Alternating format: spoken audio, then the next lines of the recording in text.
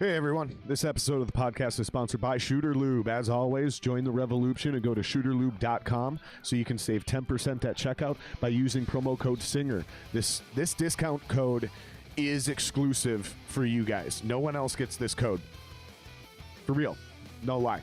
So go to www.shooterlube.com and join the revolution. Save 10% by using promo code SINGER at checkout. What the fuck is Shooter Lube? I'll tell you what it is. It's America's best gun care system. It's not sex stuff, so don't put it in or near or around any of your sex holes, okay? We're not joking about that. A bunch of you fucking morons have been shooting bleach up your veins trying to fight corona, so, you know, we need our disclaimers there. I'm not getting sued for this shit. It is a gun care system. There's a cleaning solvent and there's the weapons oil. The new technology, you guys, we got you cleaning your gun better than ever. The new solvent is designed to penetrate deep into the metal, cleaning carbon buildup in less time than other leading solvents, and you can feel good knowing that you're cleaning your firearms with a product that passed military testing. We set new standards. Your firearm maintenance shouldn't be banished to the garage or outside because of harsh chemicals and smells that other leading solvents use. Shooter Lube military-grade weapons cleaning solvent is simply the best. It's odorless. There's no water. It fully evaporates, leaves no residue. No hazardous ingredients per the EPA. Has a high flash point. It's non-corrosive. It does not freeze, and it's non-flammable. The extreme weapons oil, because this is a two-stage, you guys. The standard gun lubricants. Listen, that shit, it's outdated and it's a thing of the past. The new weapons oil is different. With the new cutting-edge technology, we're creating a new level of gun lubrication and protection, unlike many other gun oils that just sit there on the surface. The new weapons oil that we got, this shit penetrates, guess where, guys? Deep into the pores of the metal. It forms a bond on and in the metal that does not wipe off, wear off, melt, or evaporate with heavy use. You can feel confident using your weapon to its fullest potential, knowing that it is fully protected from wear and corrosion. It's biodegradable. It's non-flammable, non-toxic. It is 100% synthetic, low odor, non-staining. Offers rust and corrosion protection, and it reduces wear and friction. Plus, Shooter Lube is offering free shipping on all orders over $35 with 100% money-back satisfaction guarantee.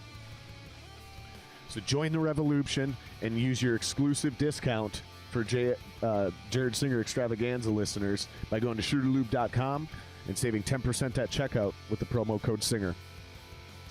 All right, guys, our next sponsor for this episode is Werner Elements. Now, Werner Elements actually has a special announcement above and beyond my normal ad read. So I want to actually pull this up and read this properly. All right, guys, so here's the deal.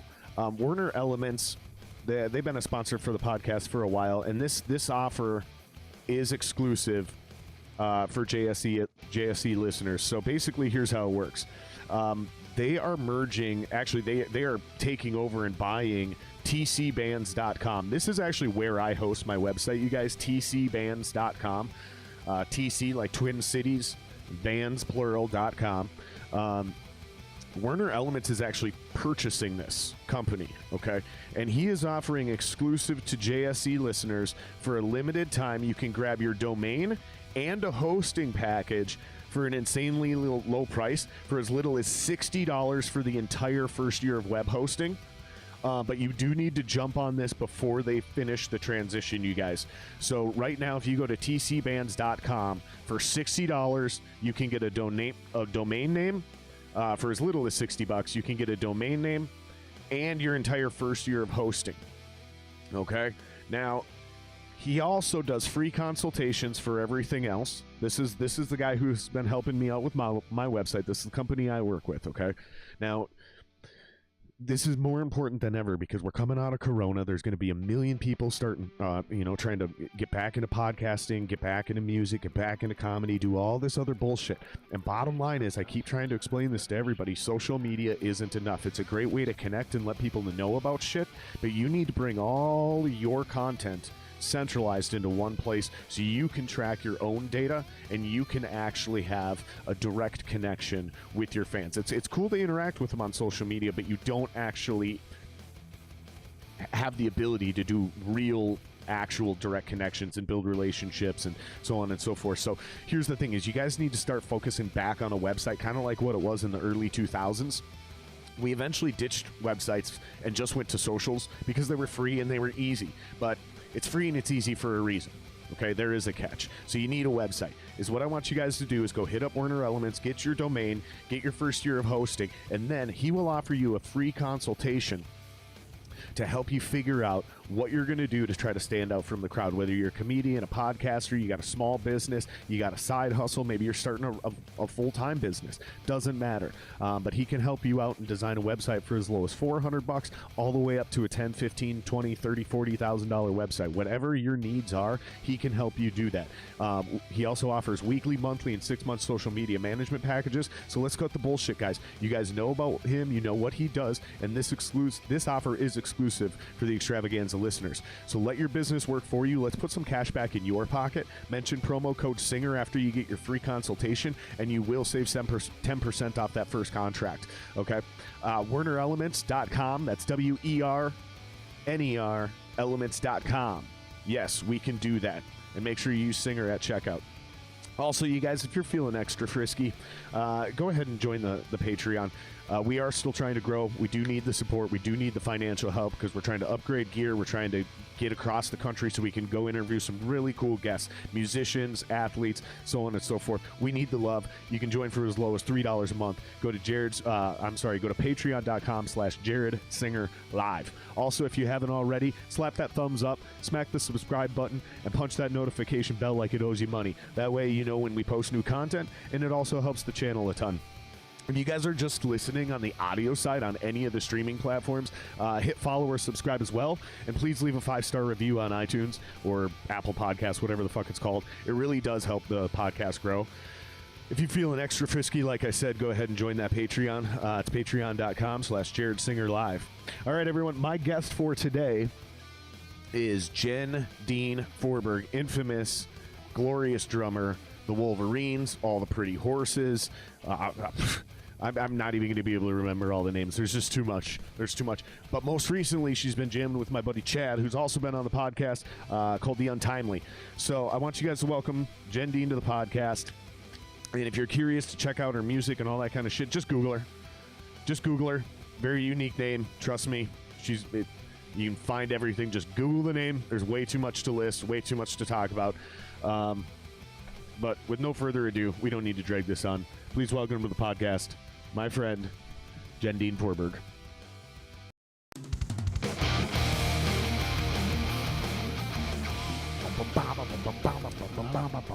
Impressive.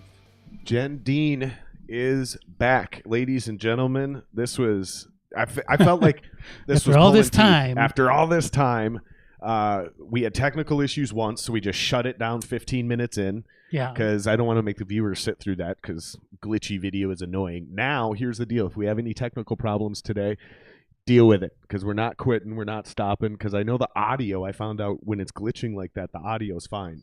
So, and we are on audio. When you were on last time, we didn't upload to anywhere. We just did YouTube, but now we're on iTunes, Spotify. We're on all that shit. So, YouTube viewers, if we have some weird technical ghosts, I apologize, but you're going to have to deal with it because we're not stopping.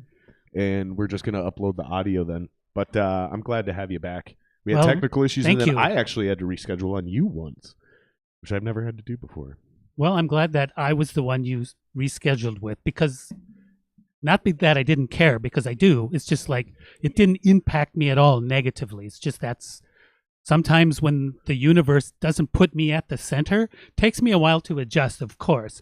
But then I realized that, no, I'm just one of the many aspects of it. That must be easier for you to do, though, since you're not a lead singer. Because singers seem to think the world revolves around them, but the rest of us musicians can figure that out pretty quick. And they let them have that, because in a lot of ways, I mean, it sort of does. And if I wanted to have that type of vibe, I would have probably pursued it. Granted, I can't sing a lick, and being somewhat obscured behind a drum kit, it just makes people, if they want to see you, they have to work a little harder. You can't sing at all?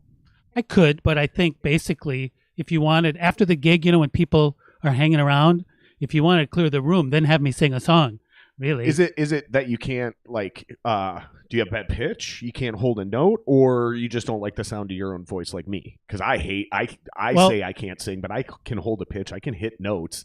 My voice just sounds like shit. I think I just don't have any confidence in it because I've never sang. I mean, I sing and I can recognize pitch and things like that, and So, I like, know you can- when I'm off.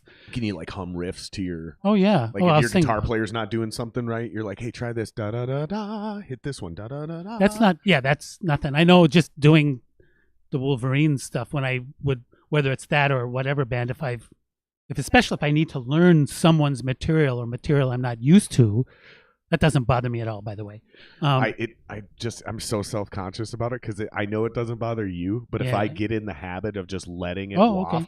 then I'm gonna have a guest and it will bother them, and I'm not even gonna be perceptive of it. You know, so Okay. it's just like it's just a good habit of me and to build of just trying to Okay. keep this away from you. I'm guys. cool either way. It's one thing if you're sitting here burning cigs with me. Then I don't care. Then I'm just like, Yeah, that would be then historic. then I'll accidentally blow it in your face too. That happens to me a lot too. I'll be sitting here talking, dude, or I'll take a cigarette and he'll blow it Well, like mid sentence. And I think, honestly, the only reason I'd be surprised by it is because that's how it was before smoking was an issue. It was just always there, especially playing out and about or just being in a place where there was smoking, which was everywhere.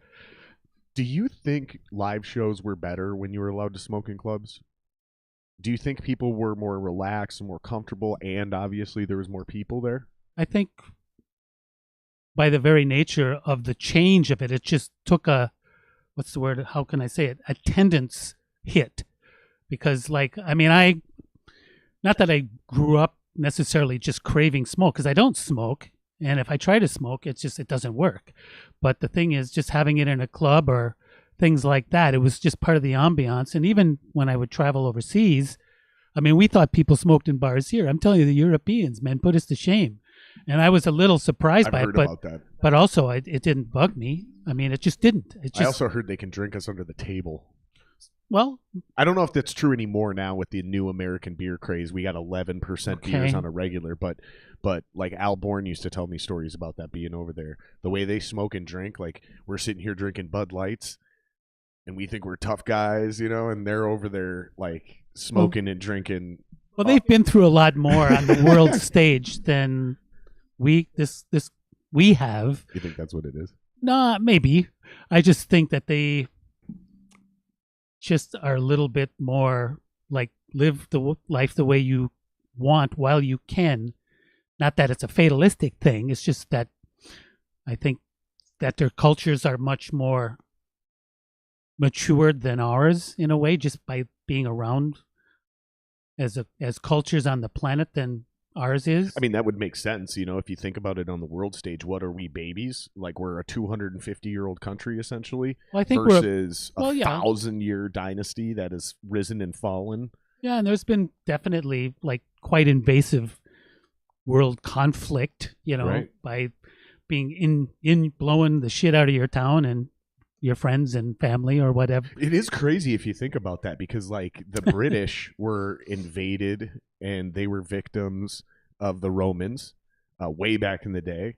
And then sure. And then they had turned around, and then with them and all the other barbarians of the Northern Europe, they turned around and literally raided Rome, stole all the gold, Well, they studied were the architecture. imperialistic, with the empire. And then the things, Nazis, right? So like after British became the power, right? Then all of a sudden World War II rolls around and the Nazis come back after Britain. Like you're right. Like and that's just the three big ones. Sure. Right? That's not even talking about the Spaniards or the Dutch, French or the Dutch. Yeah. Because the Dutch was the old back then. The Dutch, when England ruled the sea, the Dutch really were contenders for that, and for a while they took precedence. But it was all based on the size of the world at that time, and trade.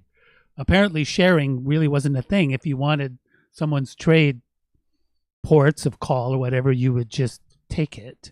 Really? And I'm being really general about it. Sure. And why are you why do you know so much about this? Do you just have a general love of history? Was it because you toured there and spent time there and you're interested in culture and travel, or is it like because you're European and obviously, we're all European, most of us at least, in this country, and you just wanted to study your own history and heritage? What was the? Well, I'm not, because you seem fairly well versed, even if you don't have like a history degree.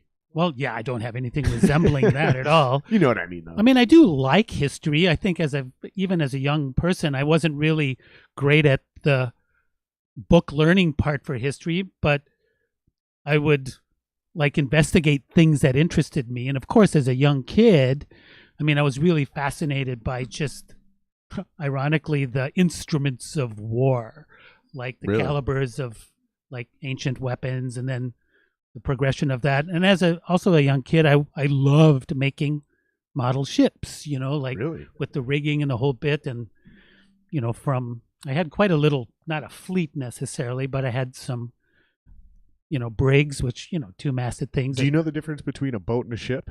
Well, a ship is, I would imagine, is a size I only know issue. this because my buddy was in the Navy and he told me this like within the last year. Like 5 years from now, I probably won't remember this. Well, I don't know. I guess it's really simple. It's really, really simple. Is that on private ownership or just small? It's shockingly simple. Size is irrelevant. Okay. It's which direction it leans when it turns. So if you're turning a boat left, the boat leans left. When you turn a ship left, it leans right. That's what defines the difference between a boat and a ship. Oh, okay. I wouldn't have thought of that. So, and I'm not nautical. So when really you say you were building ships, were you building like wooden ships, like well, ancient ships, or were you doing couple. like World War II stuff? Well, I did some of those because I started. I mean, I started with the Wolfman and the Mummy and the Creature models, which have like 10 parts. Sure. You paint them, but then ships and then planes, of course, from both World War I and II. And then the ships that I really loved were like more like the Constitution and the ships of the line from, from the England, just because it sounds so trite, but I would work on them when they get done and with the sails and the rigging, I'd sort of just put my face up to one of the sides of the ship, and I just look so badass with all those cannon ports and all that rigging, though it's a bitch to work on those, I'm sure. And I was a big fan as a little kid of Moby Dick, Those old ships do seem almost more majestic than the what I would call like the ships of war. Once the modern industrial ships came through, like World War II. They're cool, they're menacing. Don't get me wrong, but there's something like almost majestic about those Victorian era and pirate era ships. Well, that's the nature of human recollection. They were decorated, and like there was art involved, which was really great until these cannonballs would just obliterate them. They'd repair it though. They'd get somebody back in there to recarve that motherfucker in gold and put that bitch back, that fucking mermaid or that demon or whatever it was, right back up on the front of that ship again. Yeah, I mean, so I'm not an expert at all. I mean, I just like a bit of history here and there and just a little bit of activity with it. I mean, as far as sailing in particular, as far as gauging the wind, that's still new to me. Really? Rick Carlson, like what got you into building the ships in the first place? Just because they look cool. And the models. Well, when I was a kid, of course, I'd watch Errol Flynn when Captain Blood, and there was a lot of broadsides in there, and the story seemed cool. Now, when I've watched it before, it's like, well, the plot line is pretty sophomoric and a little bit humorously moronic, but it was just, the culture and the tastes of the time. And you would see, like, from one movie to another, whether it was Errol Flynn, Captain Blood, or Something of the Seas, there would be certain battle scenes, like, in both. Like this, hey, that's in that other movie. Footage. Yeah, it was great. And I go, I guess once you get that type of stock footage, you might as well hang on to it because you're not going to have a lot of those three-masted nautical battles happen a lot. So just get it while you can. And back then, people seen movies so few and far between, they could legitimately go, no one's ever going to know. Well, yeah, probably. And they were right, technically. Is what they don't realize is now we have libraries of movies at home or on the computer. And yeah, you can watch 7 movies from the same era in one day and go, wait a minute. Yeah. Wait a minute. They all use the same stock footage. Probably wouldn't even register if you see one movie a month. And back then, or back then it was so like what, once a year? Perhaps. I mean, like we are so privileged, not just as Americans, but as human beings, for consuming media, because not only before the internet was there movies literally coming out almost every day across the globe. bands and music coming out, all that good stuff. But now the technology where it's all literally at our fingertips. So anything you want to watch or listen to, you can find it between YouTube, Netflix, HBO, Spotify, iTunes, anywhere in between, that's kind of where I would put podcasts. Comedy, it's all right there at the fingertips.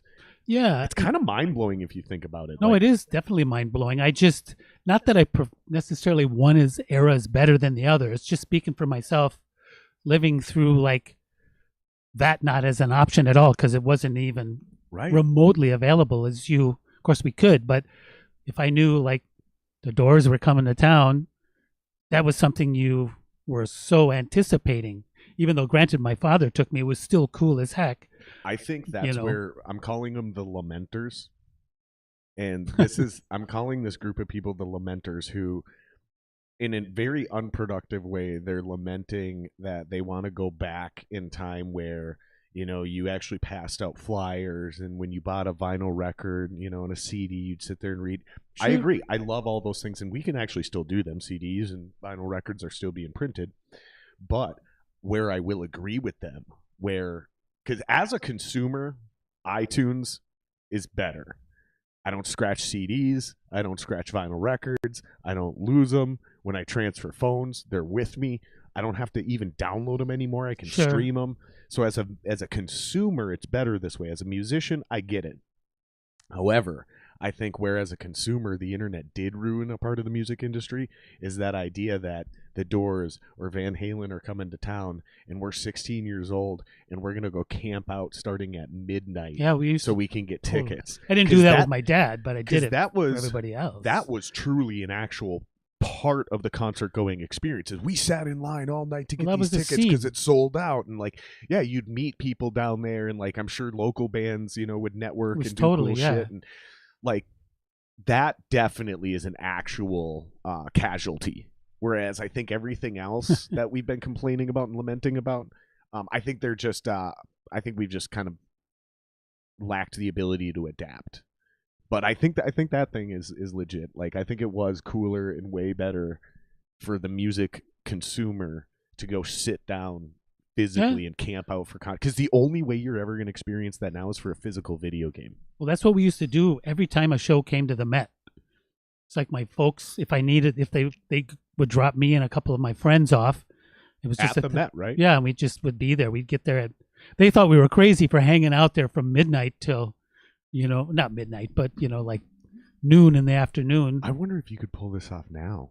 I wonder if your band was cool enough, your hypothetical band. Let's say you and I started a band and we got, we're easily selling out First Avenue, right? Without question. Main room. So what we do is we go, hey, let's do this. Let's create that crazy nostalgia and let's go pretend COVID's not a thing, right? And let's do a club that only seats 500 people. And instead of jacking up the tickets crazy high, is what we'll do is we'll make it so you can only buy tickets at that venue. So because we know we can sell 1,500 without thinking twice. Okay. So let's put 5 on display and create that atmosphere. Because that's if you can only get them at that club and they're going on sale at midnight, and that 1,500 people are willing to buy them, would 500 of them or even 200 or 300 be willing to go camp out and sit at midnight? It would be fucking cool, right? But I think, again, maybe the only thing preventing us from doing that is our willingness to. Because isn't it kind of risky? Never crossed my mind. I mean, until you just brought that up. But you would think, if we started this hypothetical band, you'd be like, I don't know about that, man. We should definitely just sell them online. Because what if people aren't willing to go? Well, that's what we're used to now, too. Yeah. Right? I mean, the standards have changed, right? Well, the connections of that information are totally immediate for the most part. Where do you see this going? Do you see live music dying, or do you see live music having a resurgence? Well, I think it's going to resurge. I think it's obvious that people are, COVID aside, I think we're just ravenous for interacting in a way that suits our public and social interactive needs. And music is inherently crucial, or for not just performers, but for those that like live music. I mean, for me, now that things are at least flowing in a direction where that seems more likely, I think it'll never be like it was before.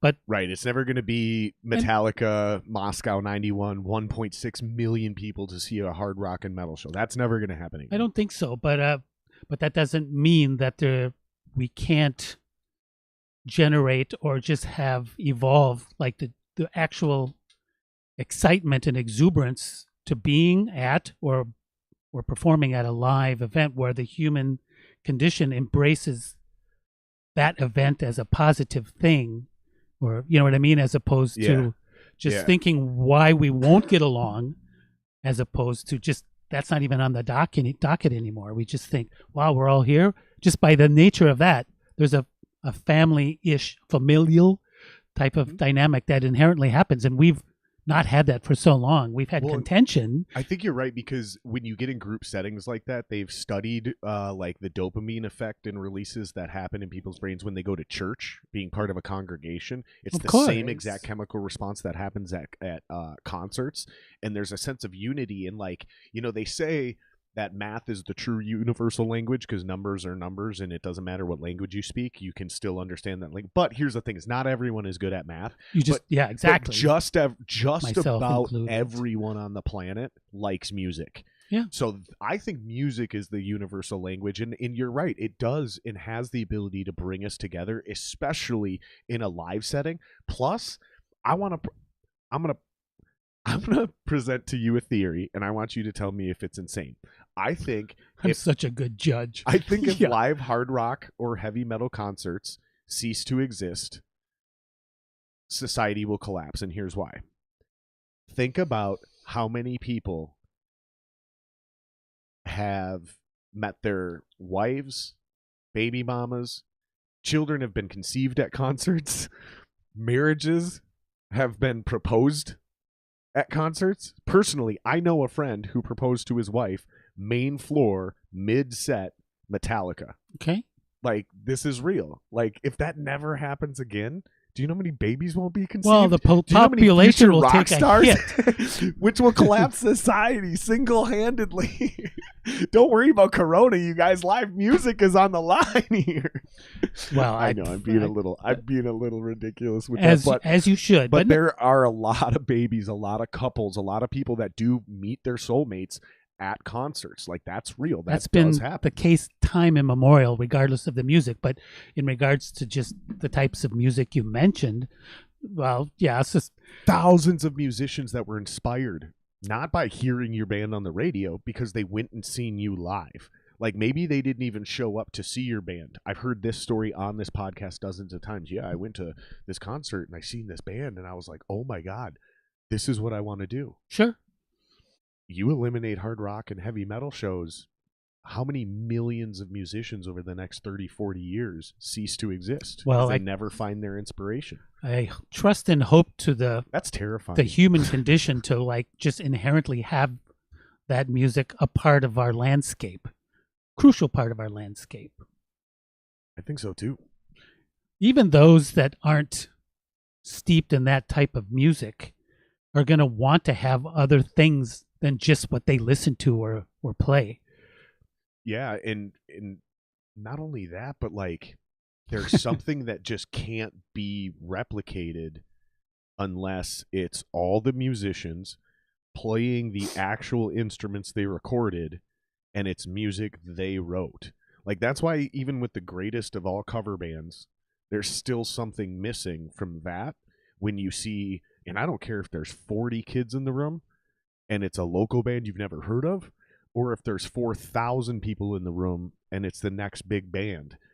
When you get like a group of really talented artists who have honed their craft and they are performing at a top level, playing their own music, they're inspired by it, the crowd, and again, I don't care if it's 40 kids. I heard 40 kids at an ATB concert one time change the way I looked at how my own crowd reacted, which was literally 10 times that size. I'm like, what are we doing? Like, those are fans. Sure. We have drunk people at our shows. Those are fans. It just blew my mind. That's what I'm talking about. So I don't think that can be replicated without that exact thing. Well, let's hopefully You wrote the music, you're stay playing the there. instrument, and it's live, and it's real, and it's organic. Well, that's the best place to be, at least from my perspective. I mean, I'm always a hands-on kind of person, always have been. If God doesn't exist, live music is the most spiritual thing you can experience, not taking hallucinogens, in my personal belief. Well, Would I you would agree say with that? Even if God exists, I still agree with the rest of your statement. Hey, I'll tell you what, I believe in God, and their music is a big reason why. It's a huge reason why. Sure. Like I don't even want to get into it because it's long and it's boring and it's drony. But I'm a bit more flip about the whole, concept of God. Yeah. God is either there or he isn't. I'm not going to stress about it. Or God, not gender specific, of course.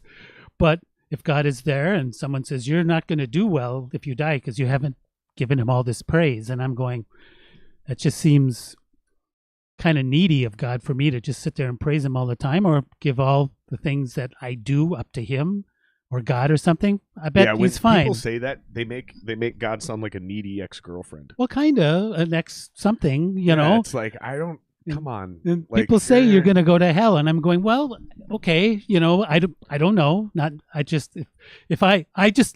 forget where I heard it. Someone just said, well, I just figure I'll end up where I'm supposed to be, whether that's nowhere or somewhere. Well, it's not only that, but it's like, okay, depending on who you talk to, like, the Jews don't even believe in hell, right? Certain Christian sects, I think it's the Latter-day Saints guys, I think it's Jehovah's Witnesses, they don't believe in hell either, because hell was added into the Bible like 400 years ago by the Catholic Church. So not only those you get scamps. not only you get into all that shit, but then there's different people who read the Bible and they found a phrase or a passage or something, and they're like, oh yeah, only 144,000 people are going to be allowed into heaven. And I'm like, well, that shit's definitely full. Like, Yeah, well. like, and then this, and another, like, because I've heard this shit my whole life, and like, I've got thousands of responses, but my other one is, I'm like, oh, I'm going to hell for that? Yeah. Here's the thing is, we're all probably going to hell, because like, if you really break it down, if you really want to get like down to it, it's almost impossible to be good. Like, it tells us we're born as sinners. You know what I mean? Like, the laundry list of things that are sins. It's like, okay, so literally existing in this world. That's what I loved about that silly show, The Good Place. Oh yeah, it was Ted such Danson. a good show, because Yeah. they were like, he bought roses for this woman, which is plus 14 points, but because he bought them from a non-organic farm that used this and did this and did this, it's actually negative 18 points. So his act of good actually cost him 4 points. That's the shit I'm talking about. Fun. Like, Yeah. it was such a silly, lighthearted show, but I think it really like summed up the way I feel about my own religion pretty well. I'm like, Well, I don't really put that much weight on it. I'm either going to heaven or I'm going to hell. Yeah, I don't know. People are, I think, when you come into the world, I mean, I don't find anyone a sinner when they're born. I mean, first off, I'm not going to judge what that is even, because I don't take myself too seriously. I'll tell you what the sinner is. It's a great show on Netflix is what it is. Oh, I've heard that, yeah. Oh, man. I haven't seen it. You got to watch it. I It has will. nothing to do with religion. It's a murder mystery thing. I like those. It's Bill Pullman. Oh, he's also cool. And yeah, when you watch that first episode, you're 4th of like, July. what the fuck? Okay. You're like, what the fuck just happened? And by the end of the season, you've gone through every possible range of emotion that a human being can experience.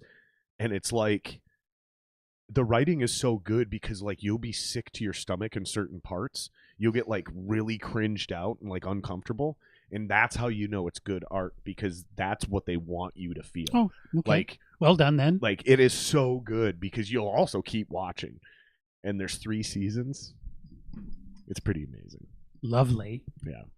Yeah, because honestly, I don't really want to keep talking about the religion thing. Like, okay, that's it's cool. it's a dead end road. You know, none of us have the answers. None of us know what we're fucking talking about. Yeah, it's a And non-issue for me at all. Totally. And it just really doesn't matter what any of us individually believe. Just don't be an asshole. Just stop doing bad shit. See, and stop fucking telling everybody else how to live their lives.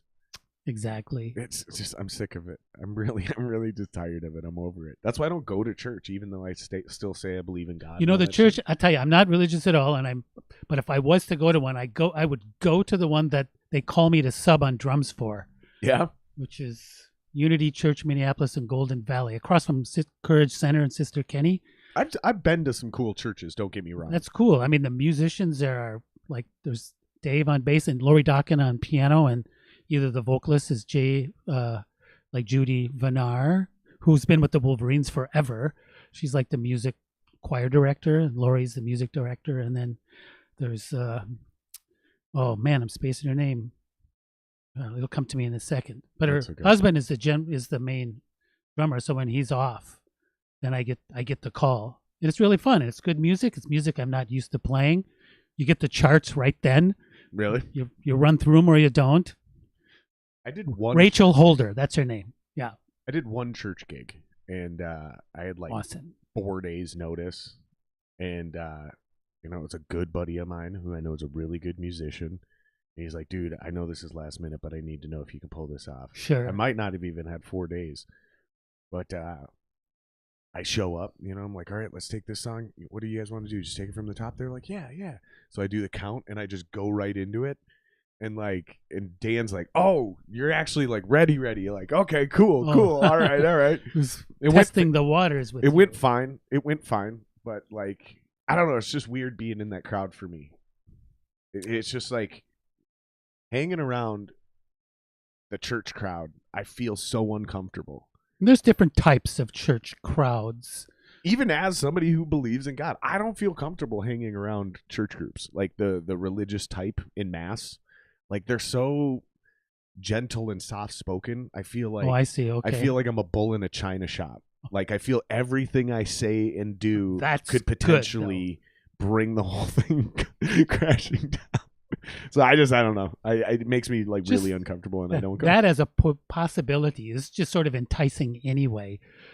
I would go there, and I've been playing for a while, and then Lori said, well, we have this gig. Can you make it? I said, yeah. And then she goes, well, I have this uncomfortable thing to ask you. And I sort of knew what she was going to say. She goes, we've just had some comments like, when you're on the stream playing, if you could wear something that isn't as revealing. And I go, oh, yeah, that's fine. I just get away with as much as I can till I'm told to stop. And then I'm good.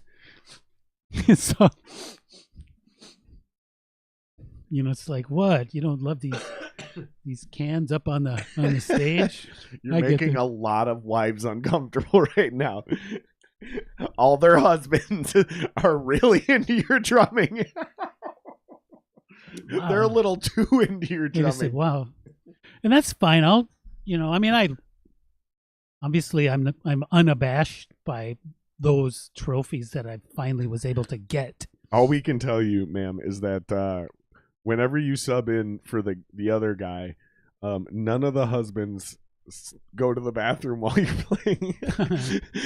They usually take breaks during the music, but for some reason when you're up there, then my mission has been accomplished. Every dude in the audience is sitting very still.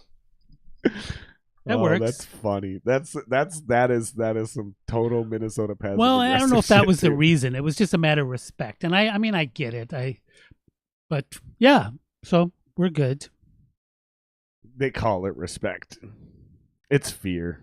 Well, they're afraid of erections. That's what it is. This is like, it's such a repressed group, sexually wise. It's like, it's just nature. I remember expressing itself. I rolled my eyes so hard because this pastor was talking about how, and I was watching this. He was talking about temptation and all that crap. And he's like, yeah, and when the Victoria's Secret commercial comes on, I literally just turn my head and I just leave the room, because even just that. And I was like, dude, fuck off. Like, oh my God, you sound like a child. That's weak. That's what I'm saying. Thank you. I didn't want to say it, but that's exactly what I think. It's like, that's weak. You're terrified of your own boners. Like that is just ridiculous. I can't do it. I'm sorry. Well, I mean, you should be happy for them until the time comes when they're not so accessible. But I will say the folks at Unity aren't high and mighty or anything like that. They're not a Jesus, everything is up to Jesus. They look inside, they read. Instead of preaching, it's sort of like what they call their lesson. And I mean, I could leave the room when that happens because there's a part when we don't play at all. Right. But I stay in because generally the main person there, Pastor Pat, Reverend Pat, Pastor Pat, I hope that's not disrespectful, but he's totally cool, and he's not a flag wave or anything like that. He just points out common sense with, I think, an inherent connection to looking at yourself, not to sound cliche, but look within yourself just to see where you are at any given moment during your life. Yeah, I like that. I like the ideas. I like the lessons. I tend to like a church for a little bit, but after I've been there for a while, the people start creeping me out. Oh well, and they get a little too intense. Like they start getting real specific. They start getting into like specific things and like man, fuck y'all. Well, y'all are a bunch of judgmental pricks. And here's the thing: is like it's what scares the shit out of me with the sexually repressed Christian organizations. Is like seriously, like some of these people are so repressed, I can see it in their eyes. And here's how much of a bad person I am. You know what I think? Like, I wonder how many dead kids he has in his basement. That's the shit that goes through my mind. Because like I just don't like it, man. I don't think any situation where you try to like prohibit, so literally like any type of prohibition or prohibitive behavior or control or repression or oppression, it always results in, a dramatic overcorrection from the victim. Like they're going to lash out in an extreme way. It just never works. It's never good. Why do you think so many Catholic priests molest little boys? It's definitely not because they're allowed to get laid. You know what I mean? Like, I don't know. We don't have to keep talking about this. It's not that entertaining, but okay. I don't know. I just don't like anything, religion or music or politics or anything, when the militancy becomes vitriolic and self-entitled. And once the ears shut down and the anger takes over, I just don't have any time for it or place in my life, because it's been like all of us, we've been dealing with that for some time. I'm just tired of it. And not that I want to ignore my responsibility as a viable citizen and what contributions, if whatever those might be, that I could on occasion offer. Now what I want to do is, which I do, is try to stay away from jumping into that cesspool that's just bullshit, and just like extol the things that I have in common with people, mostly around music. And that's done a lot of, or a good amount of good in my just perspective and stuff, because I don't go to bed with my stomach tied up in a knot because I got into it with someone that we didn't see eye to eye on. And I'm just pulled myself back even before, maybe several months back, probably, last August-ish or so. Because what I realize is like people that in that sort of fiery subject of politics, we're just like, again, we might have mentioned this before, it's like we both think the other person is unhinged, thinking like, how can you think like that? But music, man, we've had that in common before this ever happened. Right. And so, I mean, every once in a while I'll poke one of my friends and they'll do the same, but like I have some friends, I mean, I know, and they're still just rocking, and when they're with the music and stuff, I'm all about it. Because, I mean, that's what I do. Not that I want to enrich people necessarily, but I'm also inherently self-serving. I want to play, and I want to play with the people that I connect with musically, and on some level, sort of how we perceive our place in the world. But I think that's what sucks so hard about 2020 is that got taken from us. We weren't allowed to play like we normally could. So we didn't have that ability to connect on that common ground. I think things would have been a lot less like vitriolic or divisive if we just had music still in the mix. Right, for real, because like you take that away from every musician and music fan, and all we got to see on the news until they started finishing TV shows and figuring out how to re-release movies and stuff like that. All we got to do was sit at home and listen to the news and politics and all of our friends online to think they're experts on every single issue that came out. And I just saw a lot of division. Well, it's corrosive to our just, even without thinking about it, we, on some part of our body and consciously too, we know we're not progressing in any way, whether it's music or providing or just feeling good about doing what we always had done up until that point. So like so many people, like including myself, wow, where did those pounds come from? Of course I know, from not being able to go out and do shit, you know? So yeah, so I'm really digging the fact that I feel, at least it seems, at least for me, I got a few gigs on the books. I got getting some more calls. That's what I was just going to ask you. So speaking of music, last time we were on, we weren't really doing anything. You came on, I think it was October, and we weren't really doing anything because it was still the bad part of the pandemic. So you got a couple of gigs on the books. What do you got coming up? Well, I mean, one, I think, aside from the few, Unity Church gigs here and there, I know that I've got a couple things where they're just one-offs. They're putting bands together for a certain event. There's a couple of those I got. I have a Wolverines big band gig in August. I'm playing with the Patty Peterson and the Jazz Women All-Stars at Crooners on June, I think it's June 25th. And that's a tribute to Debbie Duncan, who passed away recently, who's one of the global jazz singers, and just a wonderful person who I've had the luxury and pleasure of sharing the stage with, or just checking her out, doing her stuff. Talk about a person with a big heart. That's it.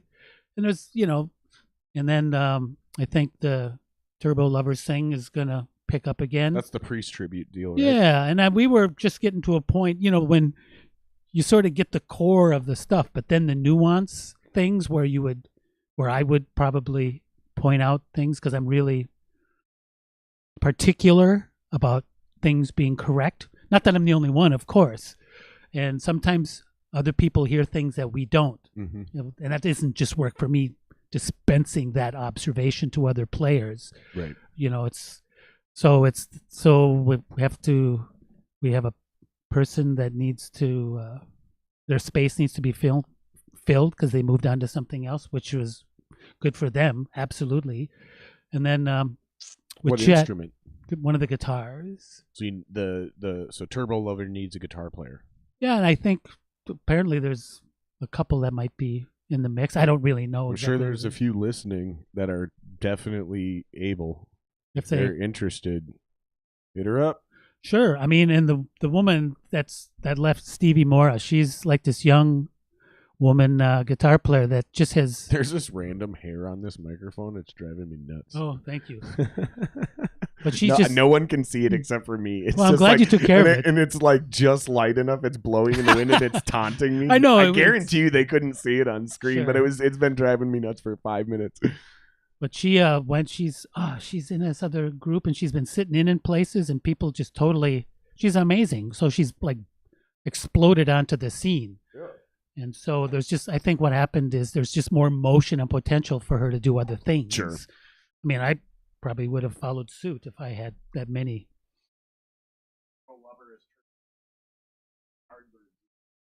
Well, I don't know if it's turning into the Yardbirds. I mean, we haven't done really anything yet. We just got ready. No, but you know what I mean. Like, well, see, that's the thing. Like, they join the band and then they blow up and they got to move on.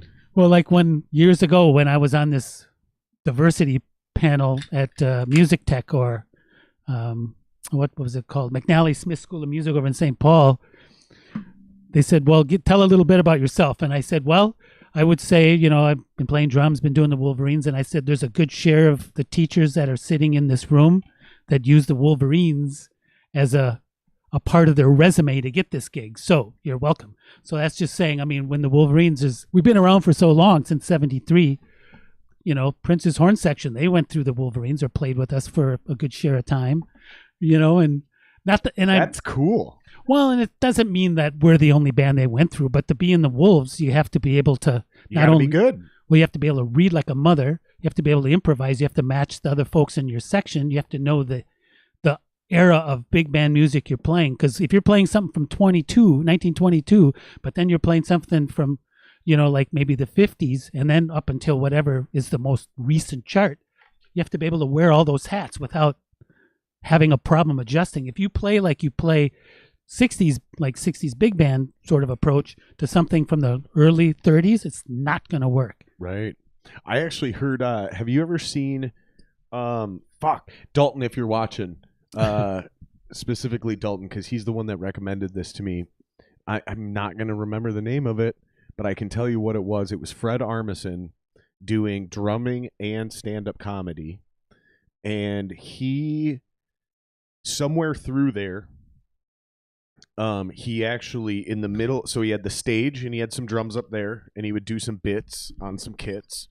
And then there's a live audience on each side. There's a little Netflix thing or something of him. Yeah, I can't. The name is escaping me, but in the middle, he's got kits that go from the very first drum kit ever, basically, through the eras.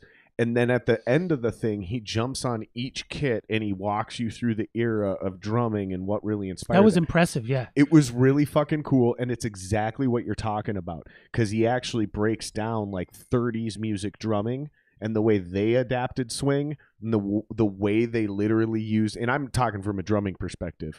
I think you're talking from a universal instrument perspective, but it was kind of mind-blowing.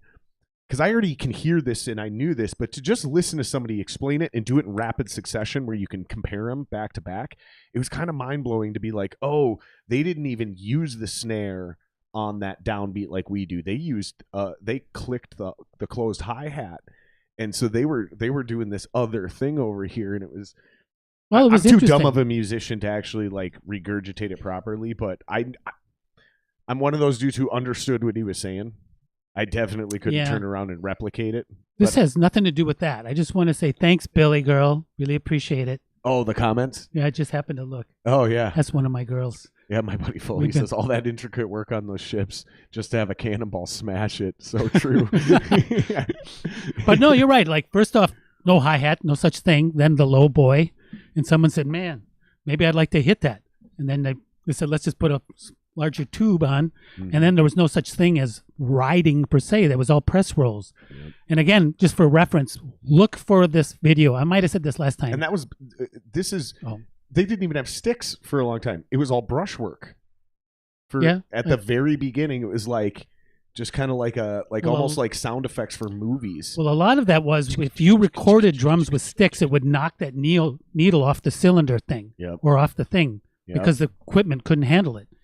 But yes, but like if you listen just for like far as like what the drummers were doing, especially up tempo tunes, it's called Orchestra Wives, Glenn Miller, Bugle Call Rag, and the drummer Mo Purtle is like the song is burning, and that's just so indicative of like driving a band without ding ding ding ding ding ding. Yeah, it's press roll. It's a frickin' great technique. It's called Stand Up for Drummers. That's what it's called. Perfect. With Fred Armisen. Stand Up for Drummers. I knew, it's so funny. I'm like, it was something to do with stand-up comedy and drumming. Yeah, totally. Stand Up for Drummers. Like Dalton said, so pre-amplification, man. Everyone had to consider themselves acoustic because when big bands or orchestras would play, like, there was no mics on the section. Obviously, that's a great point because, there are no guitar amps, so every drum is way too loud. So the first thing they did is played with the softest stick they could, and that's going to be some version of a brush, obviously. Which actually worked out to be good in a sense, because when you listen to, which I learned myself just playing in the Wolverines and other big bands, is like, I didn't need to play hard or heavy just to, what I thought to insist on the time. The musicians collectively have an excellent sense of time, so it could propel itself almost without the drummer. So like when you listen even like to like some of those really cranking bands like, Goodman and, Fletcher Henderson and Chick Webb stuff, man, they didn't have to play hard because the band could play time. But that gave the drummer so much more latitude to step out of the doctrine of just being in the background, partly because of technology, but also like I say, like Gene Krupa would say, whenever I wanted my ass handed to me, I go to Harlem and play opposite Chick Webb's band. And Buddy would talk about Chick Webb as the father of real contemporary, the beginning of contemporary drummers. And there was others, of course, Baby Dodds and cats like that too. But Chick was a guy that just had the attitude, He had curvature of the spine. He had special shoes with heels like that, No shit. so he could hit the pedals. He's the one that discovered Ella Fitzgerald. You know? Wow, holy shit. Yeah. So, but you just listen to anything by Chick Webb, especially the one I'll tell you to listen to is "My Wild Irish Rose" by Chick Webb. Yeah, it's just getting goosebumps thinking about that guy. Really? And If people are wondering why I'm not scrambling to pull it up, there's two reasons. Number one, I don't pull up browsers like that anymore. Number two, I get copyright claims on fucking everything now. So you guys got to pre-send me tracks so then I can prove to YouTube that I have permission to play them. That's why we do it this way now. Fuck, I'm not even monetizing. It's already killing my channel. Like, it's so bad. I can't pull up anything anymore. It's so bad. But you guys, if you want, you can pause this or fucking pull up a browser, a side browser, and check that shit out while we're talking about it. Because you're talking about the birth of the contemporary drummer. Who do you think was the first? Because like now you think of, who are great drummers, you know, and I don't care who somebody lists. It's all opinionated, right? So let's just list a bunch of random ones that people typically, Neil Peart, John Bonham, you know, in some cases Lars Ulrich gets brought up. There's dozens of them that constantly get brought up. Alex Van Halen gets thrown in there sometimes. But I want to know who's the first drummer that was that guy. Who's the first guy that all these other drummers wanted to be? Huh. Well, you mean like just since the linear beginning of drums? Where like he's in a rock band or some sort of band. Maybe he was a blues drummer. I don't know. But like he was more than just the drummer in the band. Like people were like, I want to be that guy. Like, because for example, guitar playing wise, honestly, it was probably Jimi Hendrix. Like Jimi Hendrix was the first true rock star guitar players, whereas every other guitar player before him was just a songwriter in a group, basically. There were no prolific, that's the fucking guitar player.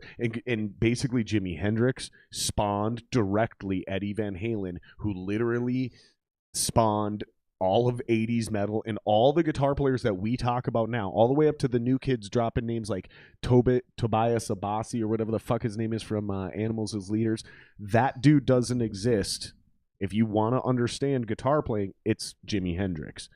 Who's the drummer that would be the Jimi Hendrix? Are you asking me rock specifically? Well, I guess I'm asking who's the guy that inspired what we now refer to be the rock drummer or the metal drummer. Whether he came from jazz or blues, to me, is kind of irrelevant, because there's got to be a guy or a girl. Maybe it was a woman. Who knows? But there's someone. There's someone back there that was the Jimi Hendrix of drumming that literally changed the instrument. Well, for me, and what people think they do when they sit down on that instrument. Well, the one that really, for me at least, stands out as filling all those things, because I mean, I play and love to play rock music as much as I like to play jazz, you know, to say the least. So far as extending the capacity and discovering what's physically possible, combined with just an inherent mastery of the instrument and a complete attitude of like,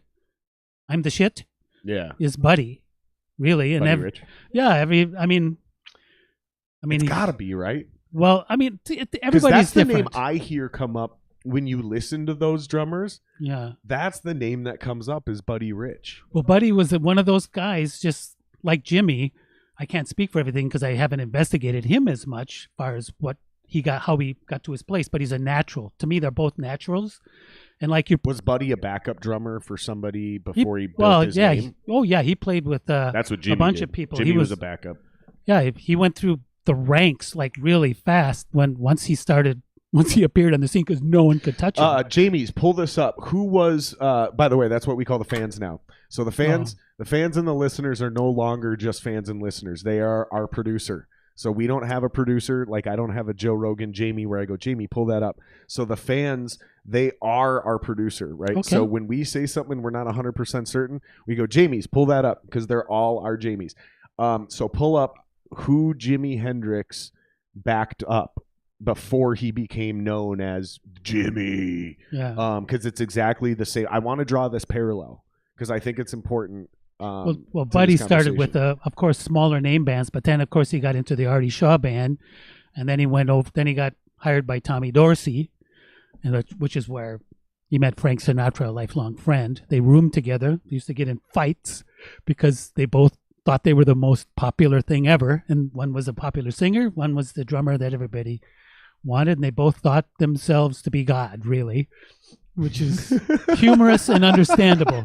You know, there is something weird about that from the drumming perspective. Like for me, at least, people ask me about the and we may have talked about this on the previous podcast when you were on, but people ask me about the comparison between playing guitar and playing drums, and I'm like, well, for guitar, it's about grace and poetry, and like it's almost like ballet or ice skating, okay, like figure skating, whereas drumming to me is like boxing or football. So there's a lot of grace, there's a lot of agility, there's a lot of finesse, but there is a tribalistic thumping. For me, like the literal cardio workout, the physicality, especially playing live, because I can't, like, I'm so blown away when you sit there and play and the control you have. I used to watch you when you do live gigs and you do that live stream, and it was you would just put your phone next to your drums, and I would just sit there and stare at your left hand. Oh. And I would just remember this a couple years ago. I'd send you messages. I'd be like, Jesus Christ, I have so much work to do on my left hand. That's funny. Like, oh my God, it's so bad.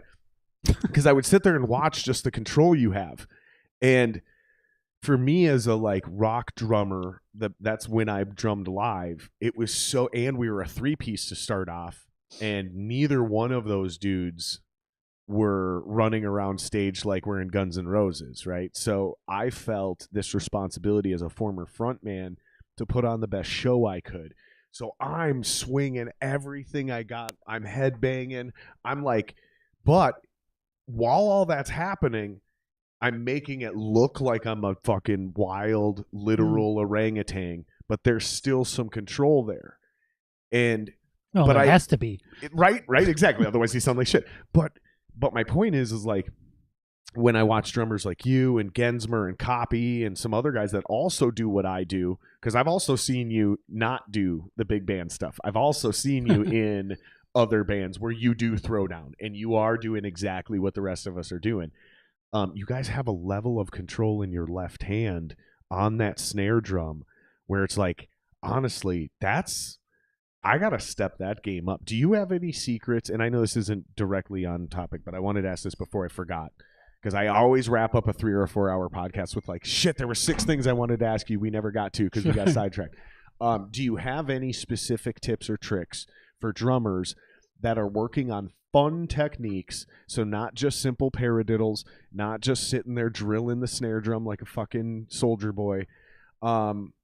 Is there something we can do that's fun that will make not dramatic improvement, but like significant tangible improvements with our left hand techniques if we're a right-handed drummer? A couple things, yeah, like snare techniques is what I'm really getting at. Sure. I mean, a couple of things is like you just mentioned some of my like mentors and people I hold inside, like John and other cats. You guys have all been on the podcast now. It's just crazy. Like everyone you mentioned, it's like, oh man, if I could do that. But for me, like they all talk about you that way, by the way. Well, thank you. Isn't it weird? Yeah, no, they do it's though. Beautiful. It's they beautiful. all talk about you like you're the best drummer in town. No, you talk about them like they're the best drummers in town. They talk about each other like they're each the best, but none of you talk about yourselves like you're the best drummer in town. I think it's fascinating. Well, Not one of you. Well, be that as it may, I'm left-handed anyway. Really? So my left hand is, my teacher just put me on the first lesson ever was traditional like this. Like the Carter Beauford. Yeah, and Ringo Starr, of course. No shit. And Gene Hogland, Billy Cobham. So these are all left-handed drummers that play right-handed. Well, yeah, but with them, which in retrospect would have been really cool, it didn't even occur to my teacher then, I don't think, is to play open-handed. So you're riding with your left. And that way, when you want to, let's say you're doing your ride or your hi-hat or something, you want to hit these Will things you break over this here. down for people? Because a lot of people are musicians here, but we have very few drummers that watch the podcast. But they're fascinated with all things music. So just quickly, can you break down, because I'll do a shitty job if I try to do it, explain what open-handed is. Oh, sure. And why it's different from when the vast majority of people close their eyes, they see a drummer doing this. And because there's listeners that can't see this. Sure. Like just the typical thing is when you're sitting at a kit, typically sit up for a right-hander, yeah? And your right hand is your ride hand, and your left hand is your backbeat, for lack of a better phrase. Now, if you just have one hi-hat and you're over here and you're playing, you say, wow, I really have a strong desire to hit some drums over here in this cymbal, but not break up my hi-hat thing. It's kind of silly. Whereas open hand, if you sit down and you're left-handed from the beginning, and not to say you can't do that as a right-handed player, because of course you can develop that. But if you listen, I forget the name of the drummer. If there's that live thing of Dave Mustaine, Megadeth playing, and the drummer is playing open-handed, and he's like perfect. Carter Beauford is the king of this, and there's one other person. I didn't know that. I didn't know the Megadeth drummer did it. Well, it was one from a number of years ago. And he was a guitar player at first, like so many great drummers are. People don't know the names of these drummers. Carter Beauford is the Dave Matthews Band drummer.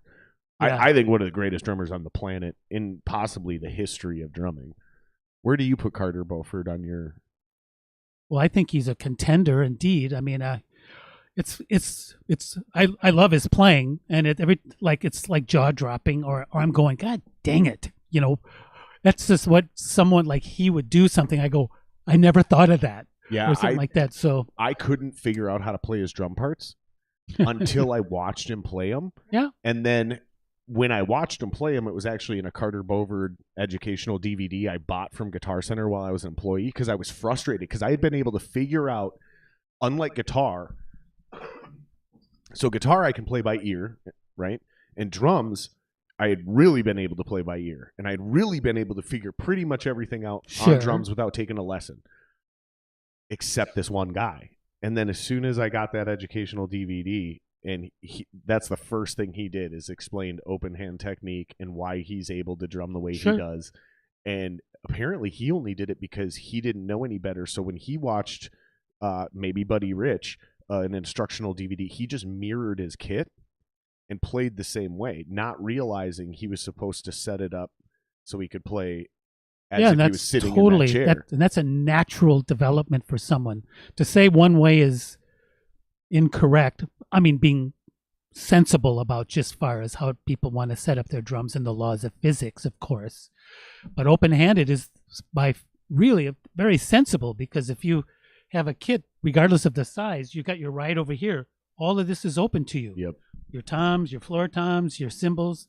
I just remember the first time when I saw Billy Cobham live at the Guthrie with Mahavishnu Orchestra after that first album came out, and he just had like a single kit, 2 toms and 2 floors, a ride to China, and like three crashes. He would just be like stinging. Here's my question: Whoa, if I were to try to hypothetically switch to an open-handed technique, right?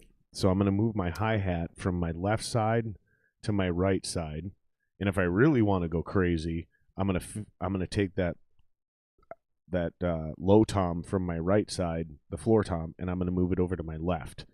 If I want to go full-blown Carter Beauford style, so I'm doing exactly what you're talking about. Here's what my question is: don't I then literally have to completely, or do I cheat and run a cable like a hydraulic hi-hat, but then I have to control my hi-hat with my right foot? So then I have to reteach myself how to do all my dominant kicks on my left foot. Well, I think what you're doing is making something, you can certainly do that, but it's more difficult than what needs to be done. If you're, I guess for the sake of this conversation, what open-handed makes most sense is like you set up the drums you're used to. And however you set it, because sometimes left-handed players do the exact mirror of a right-handed. The hi-hat is over here, and the kick drum is there. It's backwards, yeah? Mm-hmm. Instead of the floor toms being on the right, the floor toms on the left. Okay. So it's just a mirror image. Now, for me, open-handed is you play your right-handed kit, but your right hand is your left hand. Oh, okay. It's just that. So basically, you don't set anything different. Your dominant foot is still your dominant foot. Your hi-hat foot is, or your left foot does what it does. Like Ian Pace, Deep So Purple was a basically- left-handed player setup. So basically, to Backwards. get back to my original question, which is one of the Sorry. most fun ways. No, this is great. So basically, one of the most fun ways to develop your left-hand technique as a right-handed drummer would be to literally just force yourself You to could. try Yeah. to basically retrain your left hand to just play your hi-hats and then learn how to lead into your fills with your right hand. Yeah, just try different 'Cause independent everything's things. there, and then you don't have to fuck with your feet. You don't have to get you don't have to buy new gear and put your hi-hat over here and a hydraulic opener over here. You don't have to do whatever the fuck, I forget Yeah. what it's called. Cable It's not hat. a pedal, but it's not a clutch either. The clutch is, well, yeah, whatever. I guess it is a pedal. Well, it depends on what you want to do. I mean, I'm left-handed. I'm not completely ambidextrous, and like a lot of drummers that I discovered, especially Gene Hoglan and like other great drummers. I mean, having two rides is when you want to double up on that. Yeah, I mean, it's just open. I mean, I never thought of that. I never would have thought of that in jazz ever, because it doesn't really kind of apply, at least how I approach it. But then just the wonderful aspect of having a larger drum kit with so many different physical and sonic options, you're never too far from a destination that'll suit your purpose in the moment. I don't know that we should be endorsing the idea of the easiest way to become a better drummer is to get more drums. Why? That's a great idea. I don't know about that. And the other part of my answer to your question is, like, really, if you want to develop any limb, there's no way you can avoid drills. Sure. There's no way. And it's interesting because Flo Monnier made this great drummer, mostly known from Cryptopsy. Yeah. Great thing is, like, when he started playing, he was this way, and he said he had to develop his right hand, and he was saying it was an issue. And he said, which was really insightful, because it's the same way for me. Even though I'm left-handed, I can play a lot quicker with my left hand, match grip than I can my right. And the reason, he said, is like, guess what we don't do with our right hand? We don't do this. Like traditional, very funny. Which is true. I mean, come on, I'm a dude, so the first thing I'm thinking is I mean, I didn't think of all like that, but as soon as you did it, I go, yeah, of course. Yeah, that's gonna. I mean, even women too. You know what I mean? They're not doing this with their right hand or their left hand. They're doing it with this one. Well, yes, that's probably fascinating. But anyway, when you do this, No, it's actually writing, right? Those muscles, yeah. It's the writing, correct? That's what it really is. Well, those are important too. Those are because getting it develops the tendons down here. If you think about it, when you write, you can feel of all course. of those muscles moving. And it's like when they said to Ringo in the Hard Day's Night, he goes, "A little bit of the writer's cramp will straighten you out." My favorite one is still the one that lasted through when I was a kid. Is if you masturbate too much, you'll go blind. Yeah, or at least, yeah. I would think it would focus your ocular acuity. It just cracked me up because it's like, even I remember just being 10 years old and being like, "There's no way that's true." Like, I didn't even know what it was, but I knew what masturbating was. I knew it was like playing. How old with were you? yourself, like 10, 11. See, of course, you can tell a 10-year-old anything. And I'm like, you guys are full of shit. I'm glad that you sussed that out. Obviously, I would guess maybe you just tested that theory, and you still can Not that see young. today. Yeah, Not that young, no. Yeah. No. I hope that answered kind of your question anyway. Yeah, I mean, a little bit. I think another fun thing too. What do you think about shuffles? Because that's, I think, what really helped me get my left hand closer to being competent. Sure. Was when I started shuffling, because it was a really fun way to keep my left hand in constant motion, like your right hand. So I was able to sit there and actually play beats or songs to music. And really hone in a skill instead of just sitting there going like, it's just mind numbing. Well, yeah, I mean, I can't drill. I can't do it. I have to like fake write a song.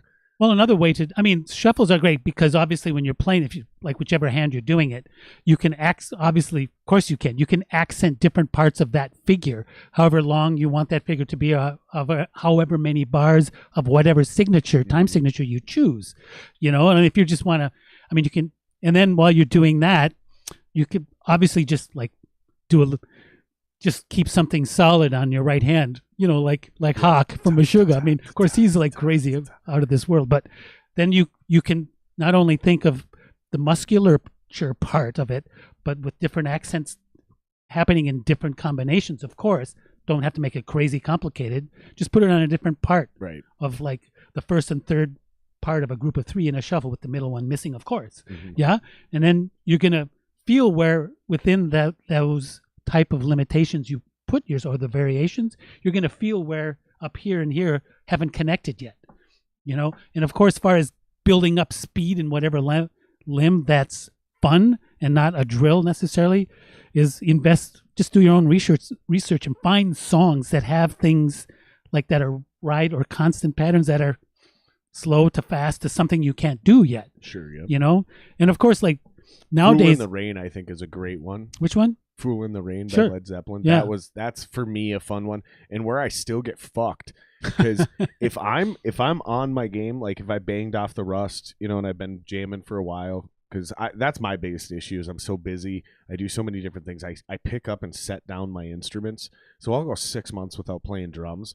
And then it takes me like a solid 30 days before I'm even reasonably good again. It's like 90 days before I'm totally actually feel you good now. again. Yeah. It's like, fuck. It's such a grind. But I can do most of that song. But when that dude switches to the bell and starts doing just the fucking dun dun dun dun dun dun dun dun, but the rest of the shuffle stays the same underneath, I can't play it.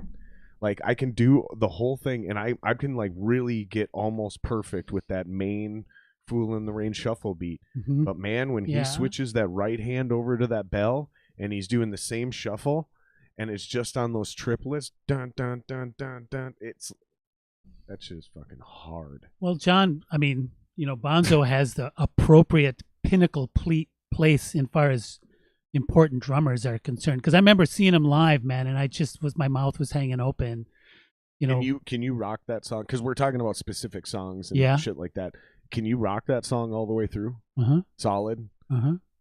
There's very few people I've met that can actually. When those albums came out, all me and my mates, we'd sit down and just learn it cover to cover. Impressive. We just learn it cover to cover. I might have to pay you for a lesson or two just to teach me that one song, because I've tried to watch guys on YouTube, and it's like there's one guy that like broke it down in a way I can understand it, but he wasn't playing it right. I can still hear it. I'm like, I get what you're saying, dude, but you're still not playing it right. I need to see it played correctly, because that is a fucking tough song. The only other one I can think of specifically to shuffles, and I think this is a little bit more advanced to that, would be, there's two actually, would be Roxana. Oh, yeah. By Toto. Toto, yep. And then the Purdy Shuffle. Sure. But that's like some high level drumming once you get to that level, as far as I'm concerned. But I think if you're just trying to work on your left hand technique, I think Fool in the Rain is a really fun place to start, because it's really not actually that hard. You got to still be kind of a decent drummer to begin with. But and the only other thing I can think of that's a fun way to develop left hand technique is what do you think of this? Practicing as you're coming out of, even if you're playing traditional, right? So your right hand. Yep. Hi-hat, snare underneath for the listeners that can't see this, and learning and forcing yourself to start your fill with your left hand instead of your right hand. Like just that true. One simple thing, whether you switch it and you start your beat on literally a backbeat so you can still comfortably hit a one, that's fine as far as I'm concerned. But for me, the big thing was not, when I was a beginner drummer, not starting everything with my right hand, like especially good for you. Yeah, because then you end up ending on a weird hand depending on what beat you started on, and you got to figure out how to cross this fucking ocean to get back to playing your regular beat in time, tight with the rest of the band. And right away, I was like, you know what, I got to figure this out. And sometimes I would start my beat a little early and add an extra beat in there somewhere so I could time it out and add a ninth hit. And then I'd end on this, or I'd end over here, whatever. And it just made it a lot more efficient for me. And I think those things, and as weak as I still am to this day, I think that Really, those are the only things I can even think of. You got anything else for this? I think I think this is the most common shit I've ever heard drummers, especially insecure drummers, talk about is, fuck, how do I improve my left hand, my snare hand? Like, it's just so weak. These are the only things I can think of. Well, however one chooses to do it, of course you have to like just work those muscles. I mean, most like people say, play along to your favorite records and, play to the ones that you really can't just yet, but work up to it. It depends on how you do it. And as far as like starting with your right or left hand, I mean, for me, starting with my right hand was more difficult when I was beginning because I always wanted to start with my left hand. Right, because you're left-handed. Yeah, and I mean, and Ringo even is the same way, where the difference with Ringo is with my teacher, and of course my own self-serving arrogance is that, at least at this point or some time ago, I don't mind ending with the big thing with my left hand. I mean, that's just, I think it'd be a good thing whether it's you or anybody else. Not that other people don't do it. It's just like, feel free to end with your weaker hand, for lack of a better phrase, or the one you're less familiar with ending it. Because then you cut down on trying to do acrobatics or wondering if you're going to get to where you want to be with the hand you're used to doing it with, regardless of which side it is. Again, because like minimalistically, I like to have a ride, 2 crashes, and maybe a chime over here with my hi-hat, and whether it's jazz or whatever music I'm playing, like I'm sure John will tell you and all these other cats too, like they'll be doing stuff and they'll just, bam, they're over here, they'll hit this, or they're down here, they'll hit it like that. There's no rule that says you have to end with your strong side.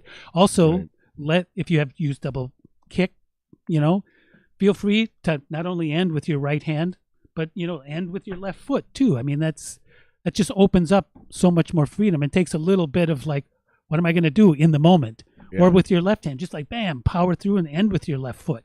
Yeah, I hear that too about the left foot on the double bass. Like, man, I want to be able to do more stuff. For me, that one was really easy. So in any of my verses or choruses where I was playing a simple single bass part, I just did it on my left. As long as I was either over on my ride, whether I was like swooshing the crash ride, or I was playing an open hi-hat, instead of playing the beat like you normally would, I would just force myself to do it on my left foot. That's it. And I did do that during practice. I never did it during shows. And I always quit it like the last rehearsal before a show just to make sure I didn't. Why? Because I wanted to always make sure that I had rehearsed something, what I would say thousands of times, probably not. Okay, so you were just doing that before I got to a show. Yep. Okay. And then here's the thing: is it was really cool because I remember one time my right kick stopped working in the middle of a set, and I was actually able to finish that song. I just had to switch where my hands were because I was like, well, normally we would play a closed hi-hat here and it'd be really subtle. And I was like, but I got to play my kick on my left now. So I just softened up on the ride. And it was really spooky how it came out and sounded live. Sure. It didn't have the right vibe, but it didn't fuck up the song either. But all that, like, me being kind of neurotic and like getting ready for that, when I don't even remember what happened, but something came loose on my right pedal and my right pedal just stopped. So I was just able to immediately, for the rest of that song, just switch to my left foot. And I just had to, instead of playing the closed hi-hat over here, I just had to soften up and then I switched to the ride, be able to finish that thing and then move on. But like I said, the left foot, to me, that was so obvious and easy. You just, when you can, and it's obvious, like start with a 4 on the floor. And it took me a while. It took me a while. For my tradition was pretty much just hi-hat for most of my parts. There wasn't double kick. Maybe Louis Bellson a little bit. Maybe easy isn't even the right word. Maybe simple. I think it just came to you naturally. It sounds like it just like I do this a lot. I easily switch. It's simple. It wasn't a complicated solution when I wanted to work on my left foot. That seemed very obvious to me. But I hear about the left hand, and I've heard a lot of ideas, and a lot of them are just really boring. And I just don't practice that way. I don't get better that way. So that's why I like to ask other drummers about that. Like, so what do you do? You know, blah, blah, blah, blah. Well, just like you said, just take your shuffle. And I would say get it to a point where, and this is everyone knows this. You get it to a point where your muscles are getting tense and you're not consistent. And then you, of course, slow it down so you can play it perfect. And then you just inch it up a little and throw those different accents out. And every once in a while, instead of dun, dun, dun, dun, dun, dun, dun, dun, dun, you know, do a full triplet in there. What the heck, you know, throw it in there. Yeah, like literally. Yeah, if you want. Yeah, I mean, and even, you know, like quick, like almost like a couple of sixteenths and in lieu of just one of the triplets. I mean, there's so many things you can do with it that's ridiculous. Yeah, because I mean, you're usually going da da da da da da da da. You could da da da da da da. You can easily just pull that down on that one stroke and figure out a way to accent that in with those ghost notes. There's so many options. So many options. It's almost like not one of the overwhelming. things I started doing is that Just a lot. That beginner level shuffle, the right at the very end of it. So you, I'd go, and I would just throw a double stroke in there. It's technically it would be 2 single strokes, but like, and I would just out of sheer boredom of that drill, I'd start, and that's what you're talking about. Just start playing with the accents. Throw something in here, throw something in there. And for me, it actually also made it easier to turn around and get back tighter on the one when you're finishing up that 4-bar loop of that shuffle. You like to play practice with the metronome ever? Yeah, I almost always, if I'm just playing with drums, I'm almost always on a click. Okay, yeah. But my jam is playing with music, either something I'm writing, which has been recorded to a click, or songs that I really like to jam with. So yeah, when I remember I was trying to work a drill that Jake Muley was making me work on, and it was so boring, I had to fake write a song. So I literally grabbed the Zoom thing over here and recorded a riff just so I had music to play that drill to. Good thinking. Because I just couldn't do it. Thinking. I couldn't get through it. But he's like, I promise you, if you get this, you'll be able to shuffle at the end of it. And he was fucking right. He was right. He was like, it was this one drill. It was like some fucking Mr. Miyagi wax on, wax off shit. Like I was getting really irritated and frustrated. But once I got it, he's like, all right, now we're going to shuffle. Okay. And it was like, oh my God, I can do this. This is so cool. I still wasn't very good at it, but I like suddenly understood exactly what you needed to do in order to pull off a shuffle. And then it was like 6 months in running of playing Fool in the Rain. And now I can't do it because I'm rusty. Well, drums have been packed up for about 6 months. Well, yeah. I mean, it's been a little bit of a blight here, but I also want to say, yeah, those 16th quintuplet shuffles are pretty friggin' hard. Dalton, it's funny because Dalton's not a drummer and he knows a lot of theory, but when it comes to drumming, he doesn't actually know what he's talking about. But he'll fucking come up with these nuggets of like pure hard truths. His 16th quintuplet shuffles are all the rage in the neo soul world right now, and I can see that hard. Yeah, and it's funny I believe that.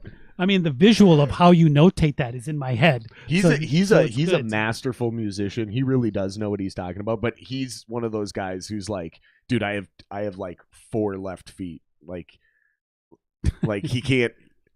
He can program the shit out of some drums though. Like he understands, like, and he gets it. That's the main thing. I just wanted to throw him under the bus there because that's my guitar player, and he's not a drummer. He cannot actually play drums. Well, it's a great comment actually, and that I think friggin' hard that thing does exist. So I have no idea what you guys are talking about. That's how bad and shitty of a music theory person I am, and how like half-assed a drummer I am. 16th quintuplet shuffles in neo soul. Yeah, no idea. No idea what that sounds like. You do. You know exactly what he's talking about. Well, I'd like to hear it. I mean, I'm sort of assuming some of it.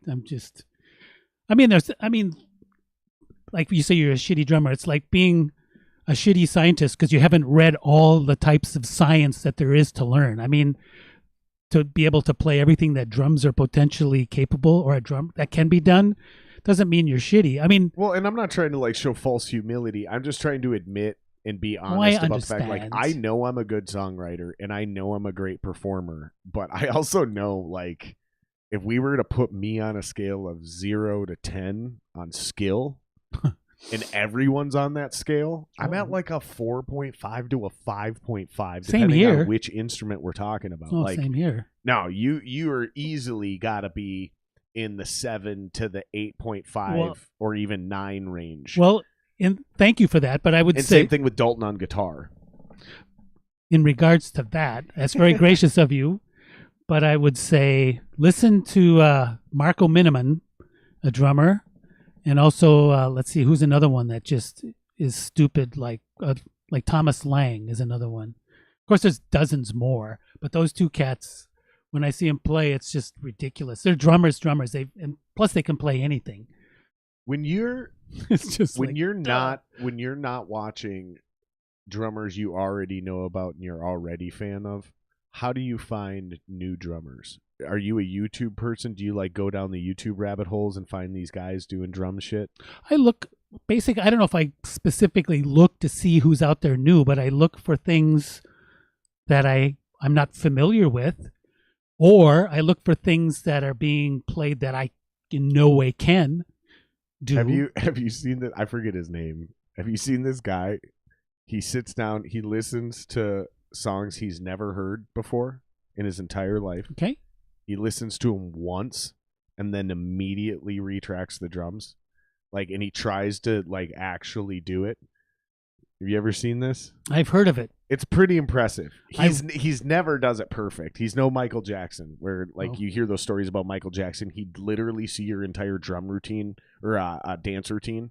If you're a choreographer, you'd present him a routine. This is early in his career. Sure. And he would literally he'd watch you do it once and be able to do it better than you the first time. This guy is not like that on drums, but it's still incredibly impressive. Yep. No, that's I probably can't do that. I know, not that I just want to keep harping on it or just going back to it.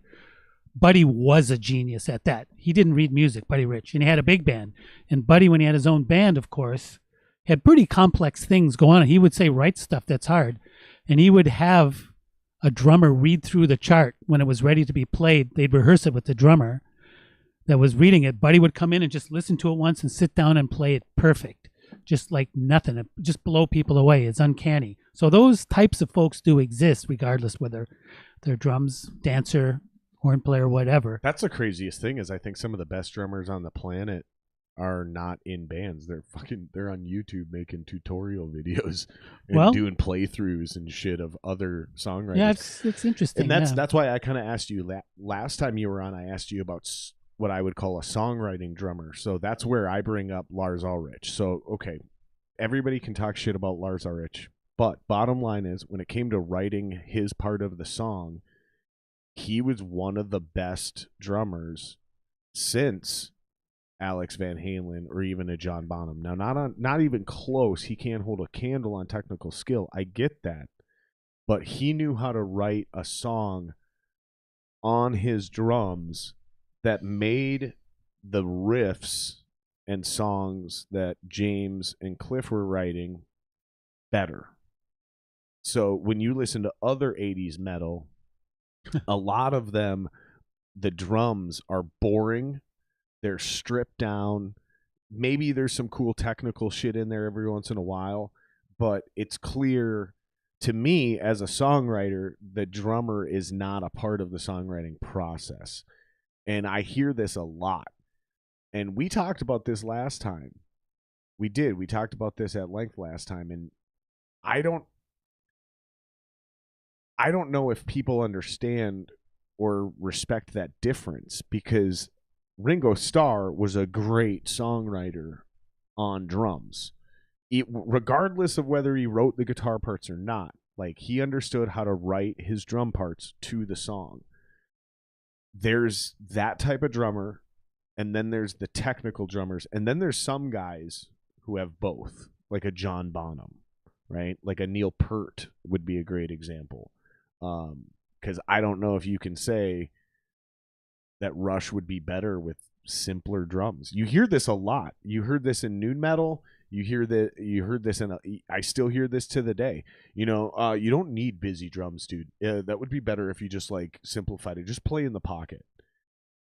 And I'm like, where do you weigh in on this? Well, I mean, to me, again, when you look at a drummer as being good or great, are you evaluating just their technical skill, or are you like me where you lean more Both. towards their songwriting? Both, absolutely both. I mean, you read my mind because Ringo and Lars have that in common, and there's no shame in that. I mean, there's a drummer's drummer, I guess you could say, and we all have our opinions on that.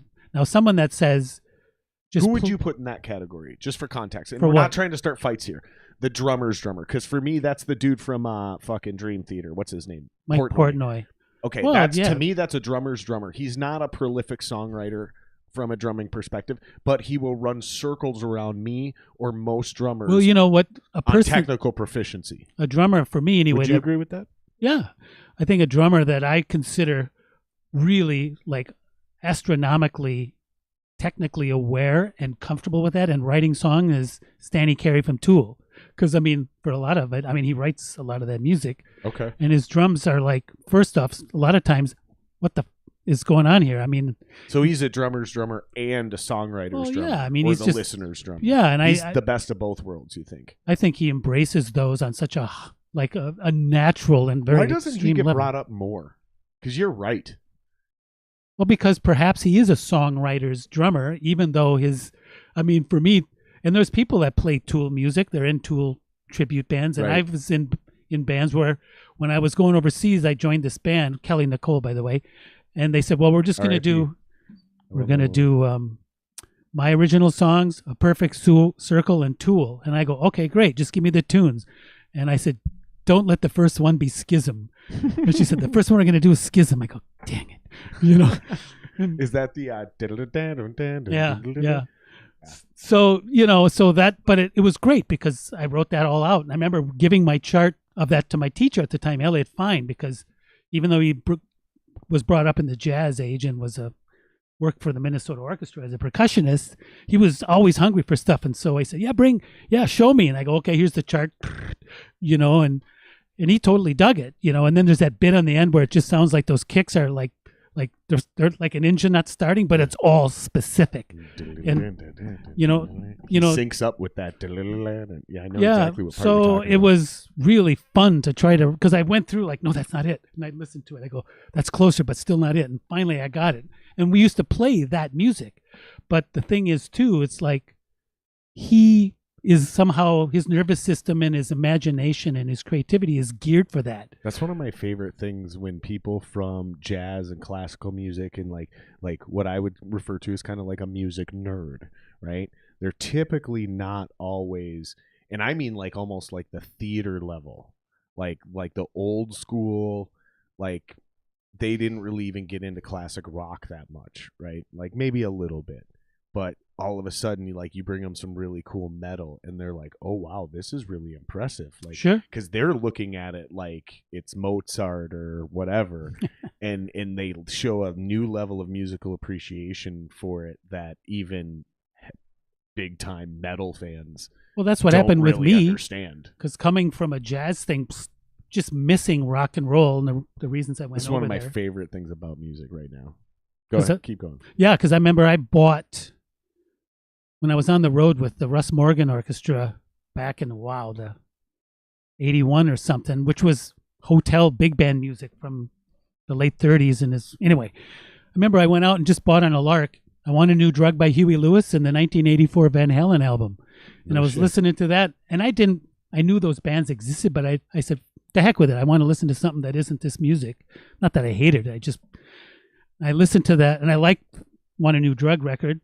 But then I put on that frickin', Jump and all that other stuff in there. I go, whoa, what the heck is going on? We talked about this last time. You didn't discover Van Halen when they first came out. No, I had no idea. They were already a thing for a while. I just bought it. What was the first Van Halen? Because he just passed away. So, and it's funny because now it's like I fell in love with Van Halen all over again in 2012 when I seen him live. But I had already been a Van Halen fan my whole life. But I had kind of lost respect and lost appreciation until I seen him live. Sure. And I was like, I was not blown away by the shred. That's not even close. It's what I was blown away by was Eddie's ability to play chords and fill out an entire band sound with one guitar. It was it like literally changed the way I thought about music. And I went back and I started learning Eddie Van Halen riffs, not the solo shred shit, because I didn't give a fuck. So this band and this guy is on everybody's mind, but people don't really understand how much Alex also impacted the world from a drumming perspective. Oh, he blew my mind at that time. He was as good as Eddie on drums.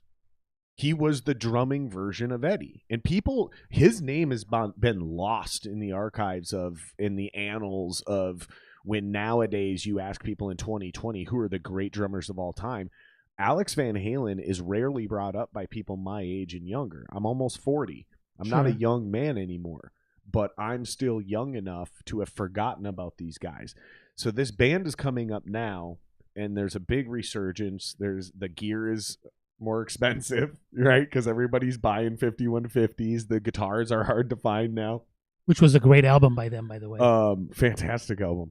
What I want to know, because again, you weren't one of those people. We talked about this. If you guys want the full story, you can go back and listen to the other podcast. But you weren't one of those people who was on the cutting edge of Van Halen. You in like many genres of music, I wasn't you were late to the party. I wasn't following rock music at all at that point, and you were very late to the party.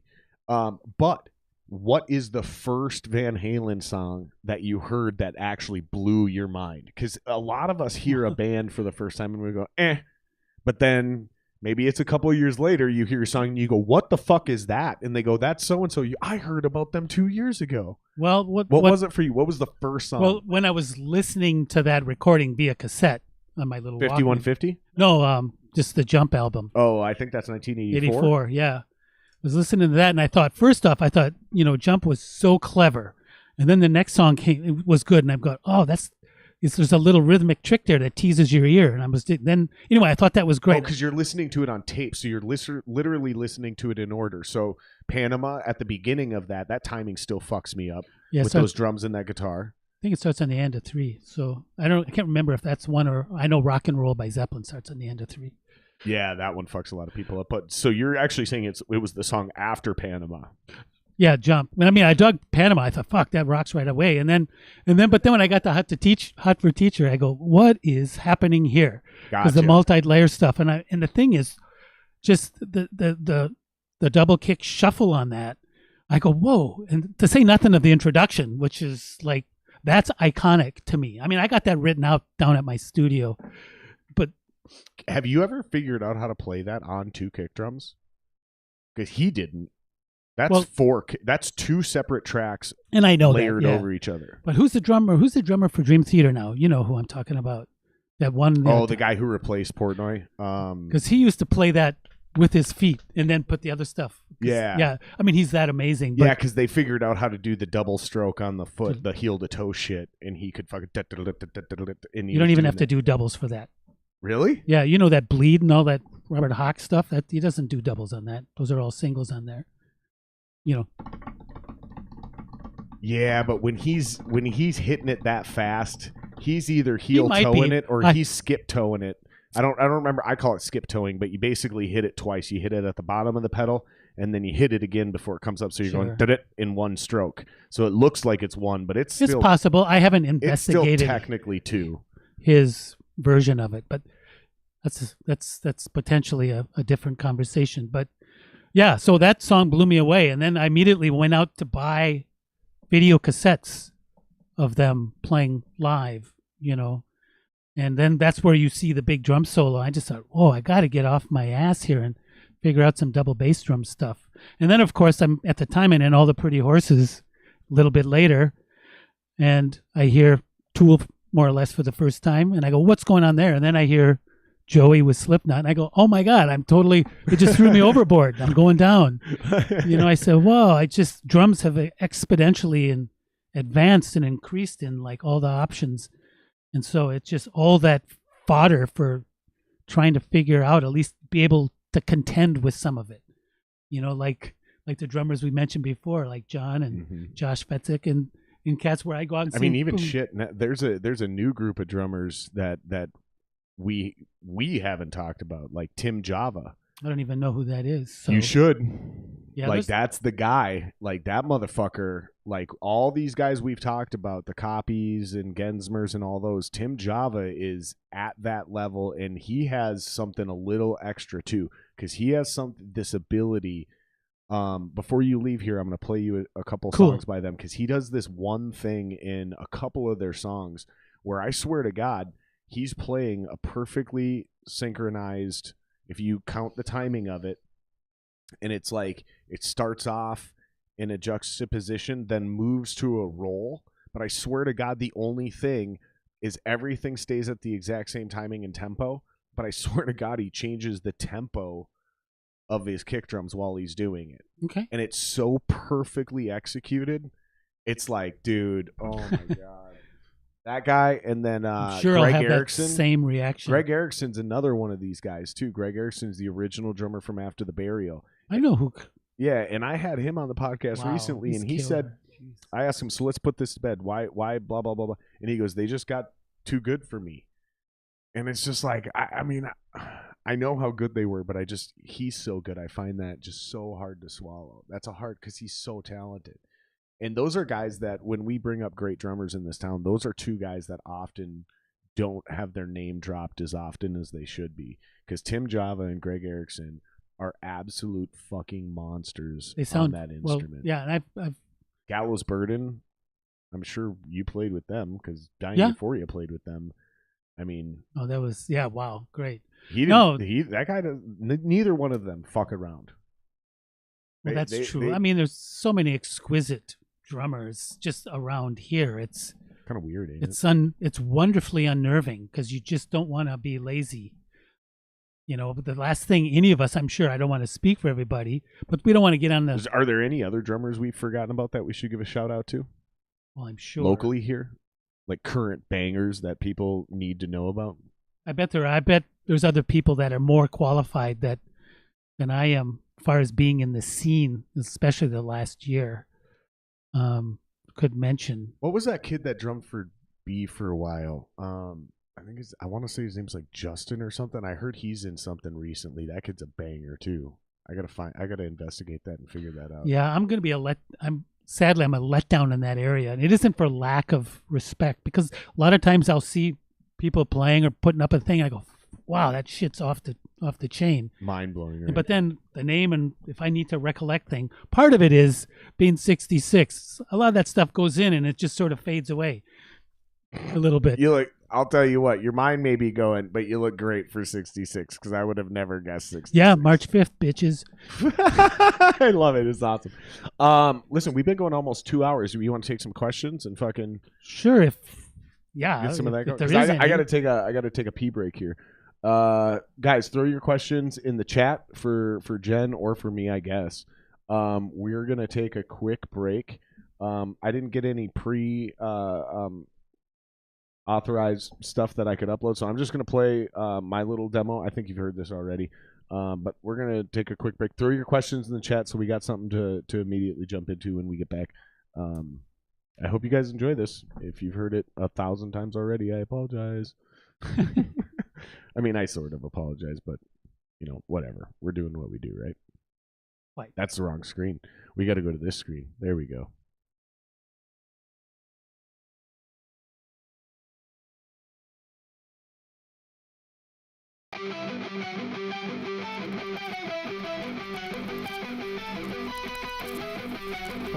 Revolution without dancing is a revolution not worth having.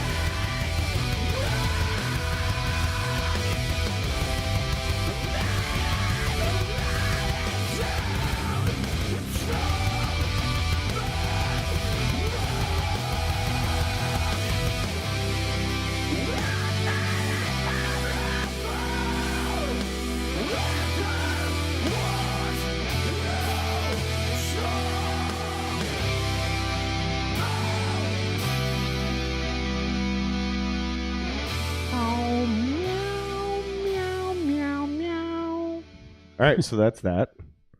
Hope you guys enjoyed that. Hopefully we didn't chase off all the listeners because Probably did that soon as I started talking. no, people love you. Especially in this town. You got all the respect from everyone in this town. All the musicians love you. All the music listeners love you. Everyone loves you. Well, Stop it. Stop it, you gorgeous. Stop it. this is good lighting. That's for me. It is. What do you guys think, by the way? Because I've been fucking with things. I'm always fucking with things, trying to make it better to look at, trying to make it better to listen to. What do you guys think of the production, by the way? I hope things are looking a little better. We're about to make an upgrade soon. Hopefully, all of these cameras are going to become iPhones instead of these shit-ass webcams. But I think we've done a pretty decent job Seems good. of lighting and getting these cameras to look as good as they possibly can. I get it. This ain't the Joe Rogan experience. I wish it was. But the biggest problem I found was actually the balance between making it comfortable to be in here and making it look good on camera. So for the longest time, I could make it feel good in here for you and I, but it would look like shit on camera. You mean lighting wise? Yeah. Oh, I see. Yeah. Okay. And it just and it was just this impossible chasing the rabbit around, or chasing my own tail almost like a dog. Because I just couldn't seem to get it right. It was just absolutely ridiculous. But I feel like this works. I feel like it looks good. I don't know though. Maybe it looks like shit on your guys' phone. Maybe it sounds like shit too. Who knows? And also Dalton mentioned Mike Mangini. That's exactly the person. So thank you. Hey, Fernando. Nice to see Fernando, I'm going to fuck your name up, buddy, and I apologize, but I'm going to just pretend I know how to say it. I'm going to say Fernando Ribeiro Neto says, hey, Jendeen, cheers from your Brazilian fan. Yeah, thank you. Thank you guys for tuning in and hanging out with us, by the Wow, way. We really that's- appreciate it. Make sure you guys hit subscribe. We're still trying to grind to 1,000, so YouTube will pay us. That's all we ask. Just hit that red button, hit subscribe. That way, when we just keep doing this, YouTube will give us money. That'll be lovely. Because someday, I don't think people realize, someday this gear's going to just break down, and I'm going to need to replace it. Oh, okay. And after a while, it gets a little spendy. We're going to Texas in 2 weeks to scout podcast locations because we're going to interview a bunch of former NFL players while we're down there.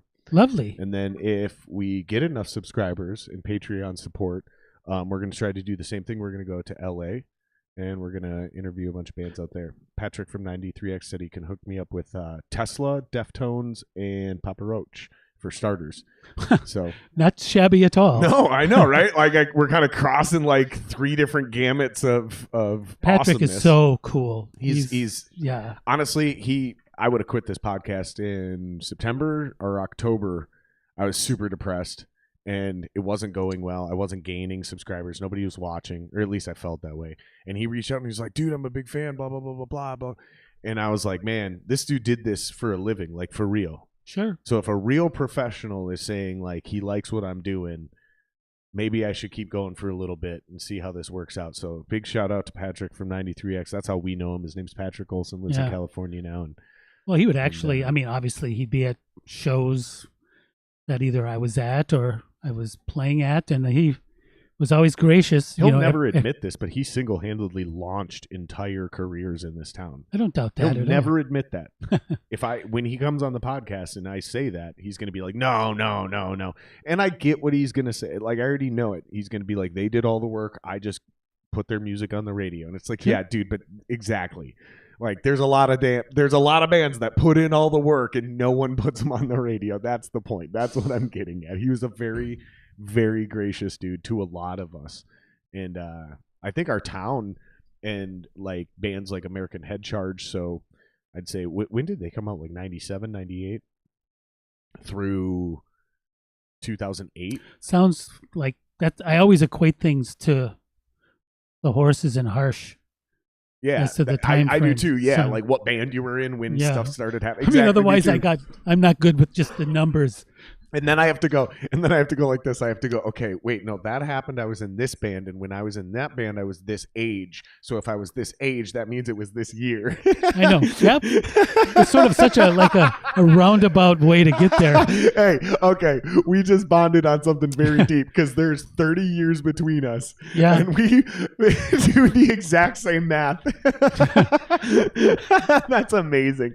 That's one of my favorite moments. It's sort of infallible. I mean, because those things stay with our, with our memory. And here's the other thing I do for me is I go, well, I know I was 26 because I was dating so-and-so and we lived here. So like, that's how I can also validate like, oh, well, I was this age when that happened because I can start correlating it with all the other shit that was happening around then. And Sure. I can narrow it down and be like, that had to be 2008. You know, and for me also my puppy is a big one. Oh, So it's like, well, no, because I didn't have Peanut yet. So it can't be before this date because I know she's this old, you know, and hilarious. I can't tell you anything unless it's based on an event or a relationship or a band. I'm hard pressed as well. I'm hard pressed unless it's some sort of trauma. But yeah. he was basically, to get back to the Patrick thing, he was basically direct for about a solid 10 years, it seemed like. Because for about 2 to 3, 4 years before my band even showed up on the scene, or even before my band, even I showed up on the scene and was aware there was a scene. He had already been doing shit for a few years. Because I remember I remember being like 16, 17, 18 years old. I had to be 16, maybe even 15. See, this is how we're doing it. I had to be 14 or 15 because I wasn't driving yet. And the people I was driving with were significantly older than me, but they were only 17 or 18. Okay. Because I remember them they were 18 because I remember them being able to buy cigarettes, but not beer.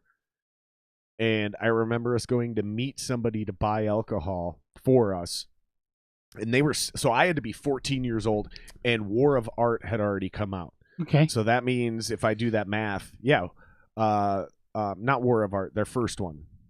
What was Trepidation? No, I think I'm fucking these up. These are backwards. Trepidation was their first one. The War of Art was their second one with Rick Rubin. So Trepidation was already out when I was 14. So Trepidation was already out in 1998. See? Yeah. See, that's literally how I have to do it. I have to tell time that way. Yep. Yeah. Yeah, because it was in Northeast Minneapolis, and I remember hearing that record.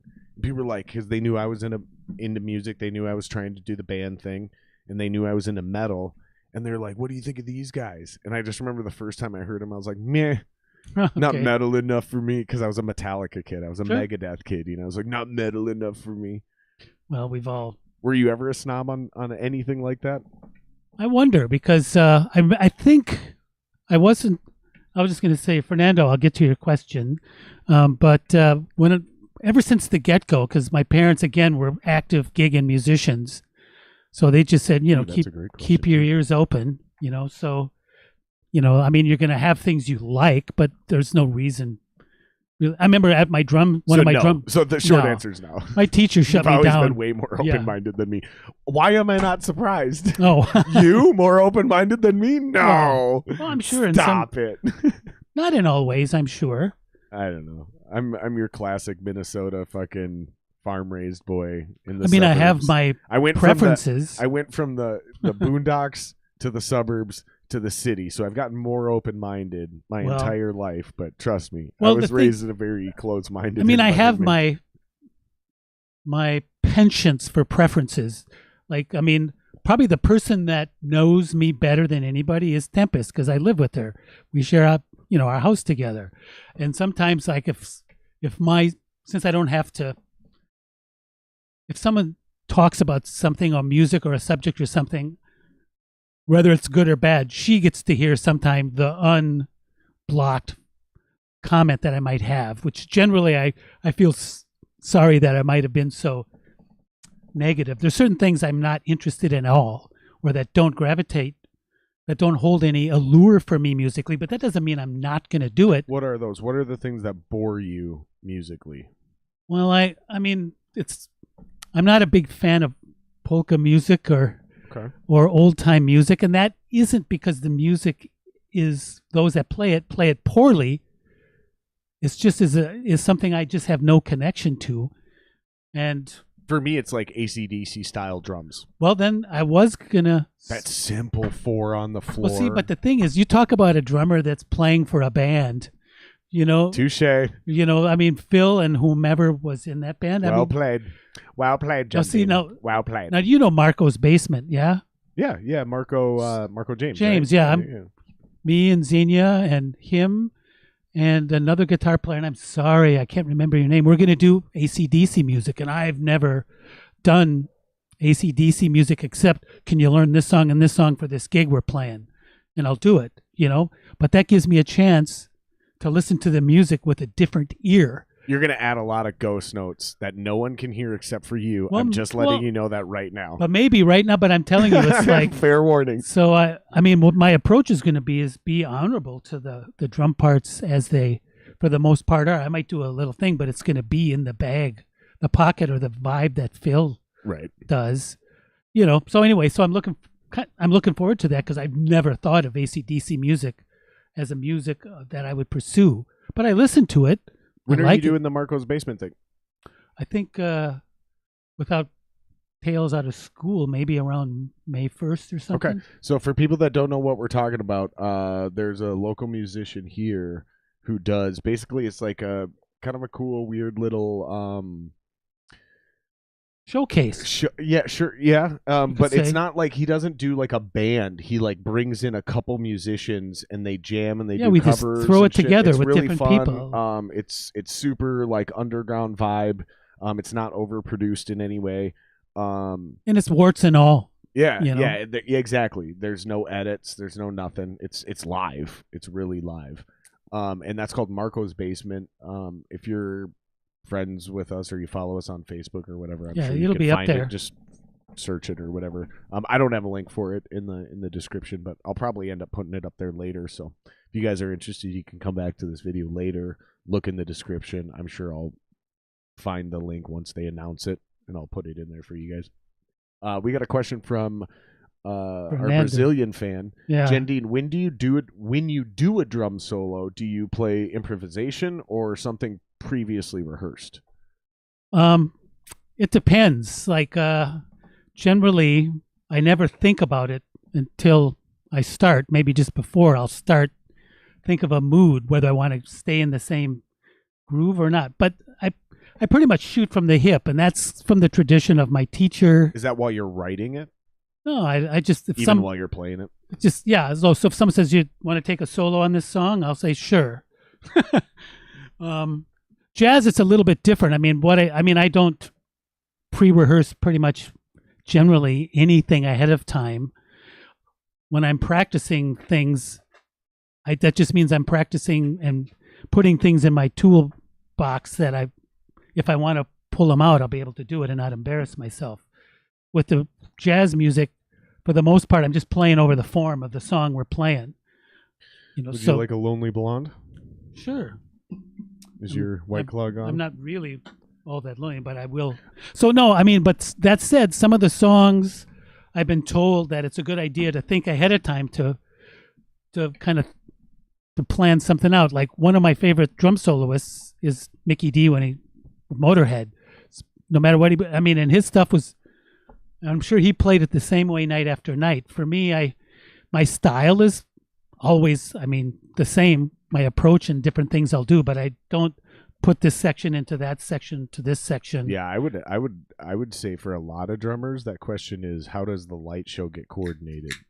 Like if it's a pre-programmed thing, you're probably doing something previously rehearsed and programmed. And I'm not against that at all. If you have a live sound guy that's just pressing buttons, you're probably going to do something more improv. That's because honestly, like when you think of like big time drummers like Tommy Lee, those were all previously rehearsed because everything was. And I think with Alex too, and that's part of the show. Alex pissed me off because I found out Alex, his drum solos, he plays to pre-recorded tracks.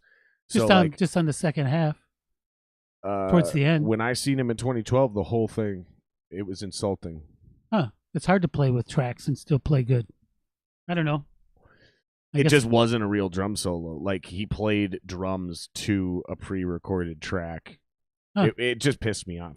I think that's cool. Because I feel like he's one of the guys, other than like the old school dudes like the Buddy Rich and some of those other guys, again, as a rock drummer, your prolific modern day rock drummer, I think Alex Van Halen is one of those ones that kind of put the drum solo on a pedestal. Yeah, I mean, yeah, there was definitely guys before him like John Bonham and but all I, that kind but of I shit. think your question earlier about which drummer, now that I think about it, from far as doing exactly that, I think Alex is a contender. And you know, sure, like, okay. And I mean, I've been in situations About, where like, who's I've the Jimmy of drumming. well, and gosh, I don't know if he's that necessarily. I just think was a real good showbiz, larger than life drummer and brought ridiculous sized drum sets. And He really fucked up on the back end of the business, though.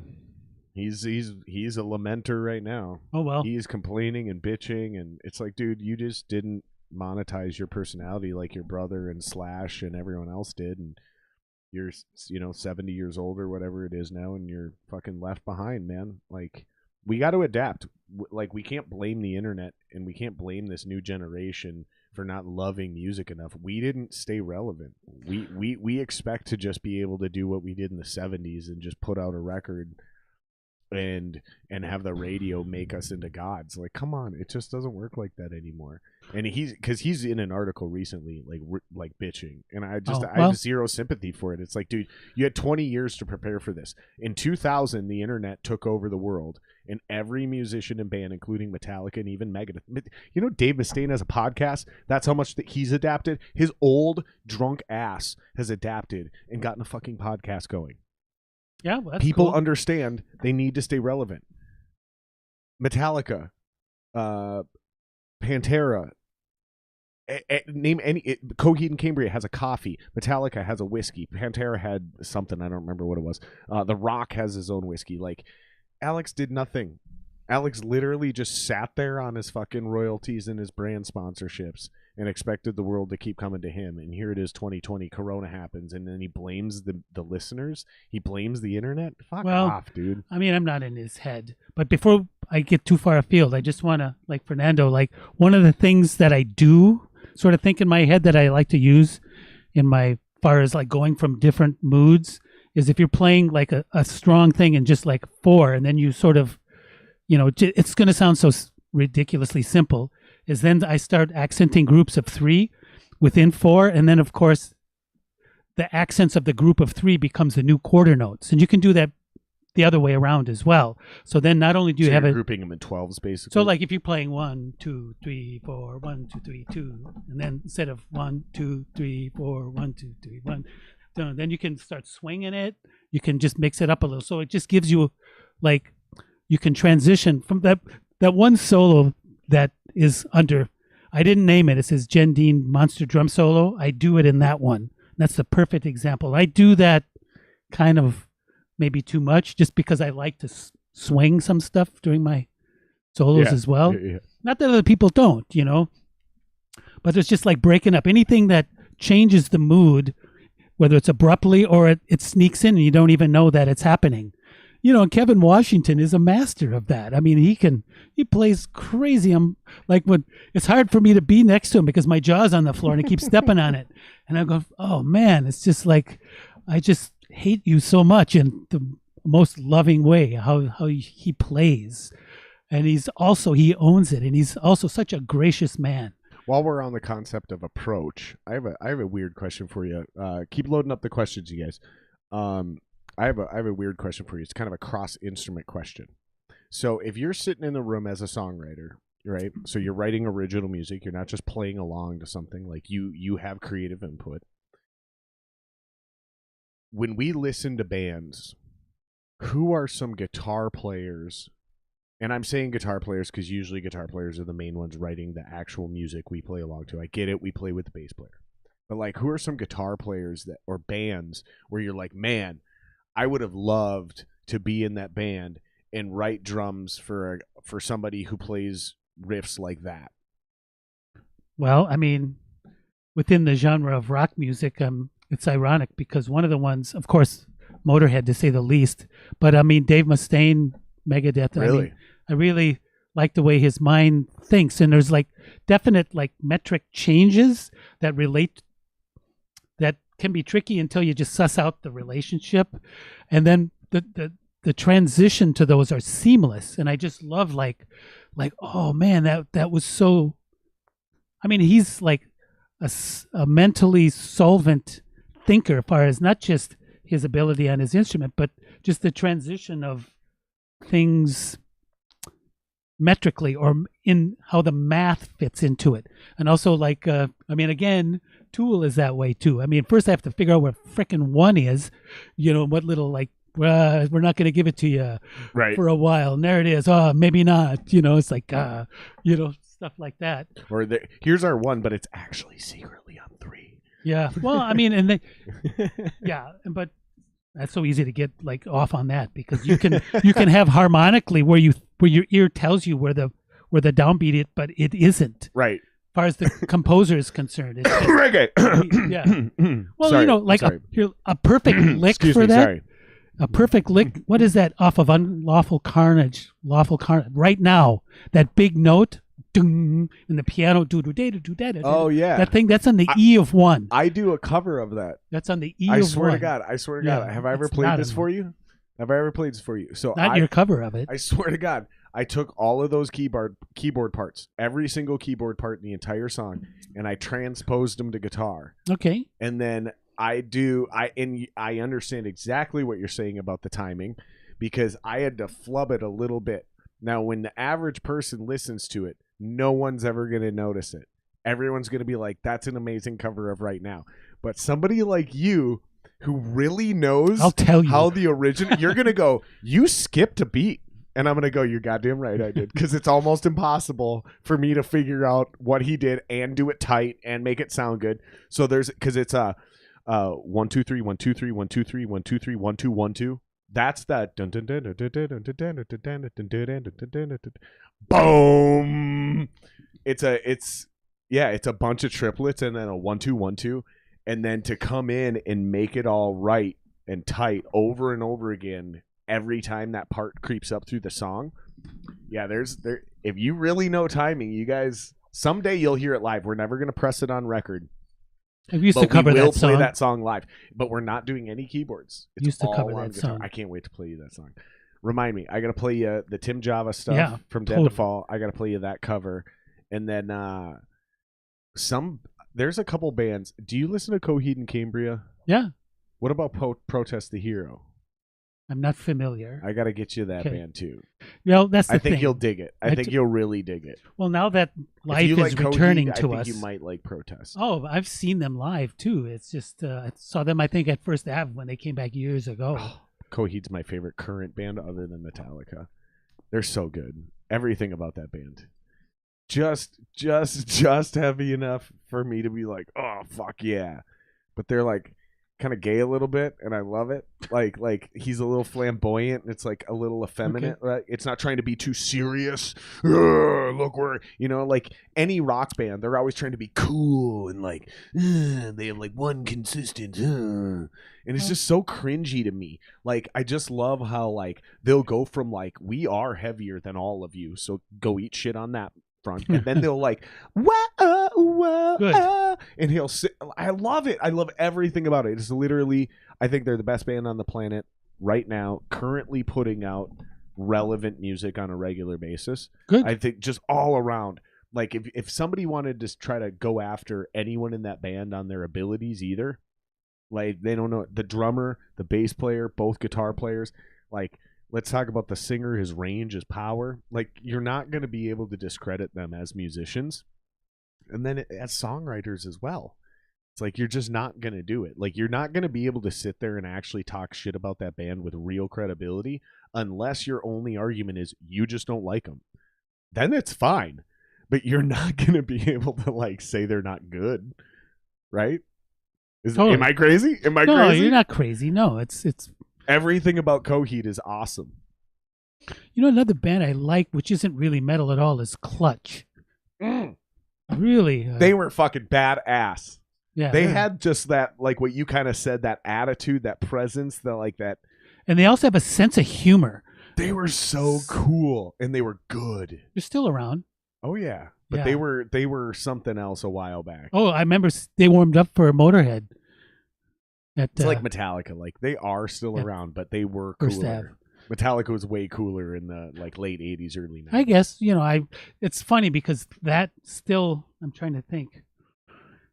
Yeah, I wasn't really doing much rock and roll up until probably the middle 90s, really, because I was doing the jazz, and then the whole transition thing came and just allowed me to be inconvenienced momentarily to open up my eyes to such wonderful music.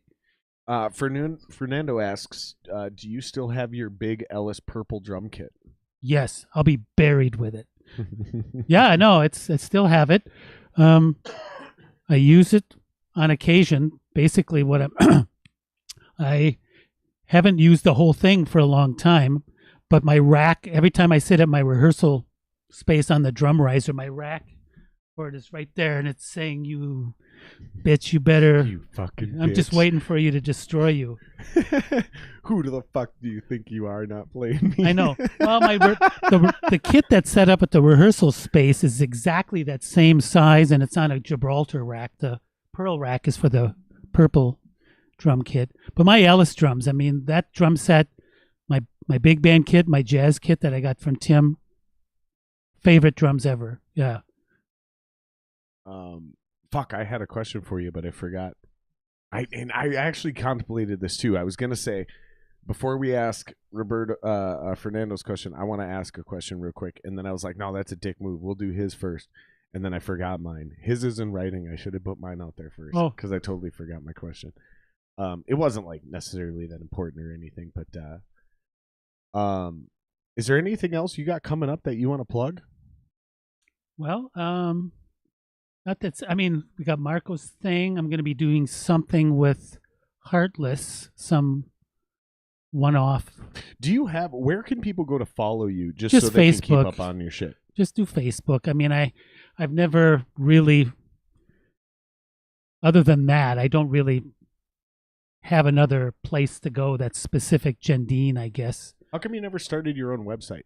I did for a minute, but then, it's just, again, I mean, I just figured all the bands that I was playing with, which was predominantly Harsh and Autonomy at the time, I mean, the word was out already everywhere, and I was a bit lazy. Yeah. It was called Jendeen on Drums. I think John Viking Rocker helped me with that, and then Tempest made the site for me, but I just never followed through on it. So just it didn't rank as, and I didn't really feel like I have that much. I'm not trying to be silly, but that much different to offer anybody. I mean, there's so many great players. I don't know about that. You're a fascinating human. Well, you've lived one hell of a life. You have an incredible array of content out there. You've been in, I believe, 2 or 3 different either documentaries or movies, depending on how you want to. Yeah, there's a few films out there. Like you are literally known throughout the world.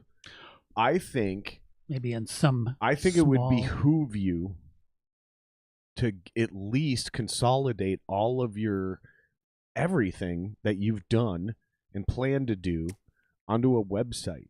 And maybe you fucking do a little, once a month or once a week blog or something. You throw a little fucking writing in there, talk about what's going on. Because you're an influential person. People respect you. You would never claim to be an authority on anything, but you're a voice. And I think you inspire a lot of people. And I think you also are such a generous and kind enough person and soul that a lot of the issues and things we're dealing with in today's current climate, seeing somebody who's not out there going on a war path, just being the ideal human being, not only can you provide inspiration, but I think you can also help kind of nullify some of the ignorance and some of the misperceptions out there. I think it would be good for you to kind of like consolidate that, because you know what you're doing in your life. I understand you're humble and you like to downplay it, but I think it would just be smart to put that all in one place instead of just it being sparsed out there throughout the ether. Well, does that make any sense? You're no doubt spot on with that. I mean, I've been actually intermittently like inspired to do exactly that, because when I Google my name, I go, wow, I don't remember ever starting that page, because I didn't. It's this movie or that Some movie. Indonesian I read an entire article about you that is probably made up, because I know a lot of these weird fucking Asian websites. Oh, I've heard comedians literally read their own articles, and they're like, where'd they get this from? Sure. None of this is true. Did they talk to a single person? And it's like, no, they cut and pasted a bunch of random shit from the internet.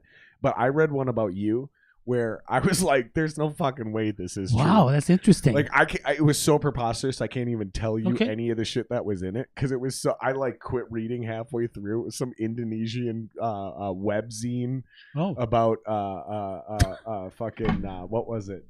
That someone would use me as subject matter to make stuff up about. Yeah, I'm kind of. It was about like the Gothic arts, and so you and all the pretty horses got brought into it. Like, it was the most bizarre shit, and it was so absurd and so over the top. I think there might be something there.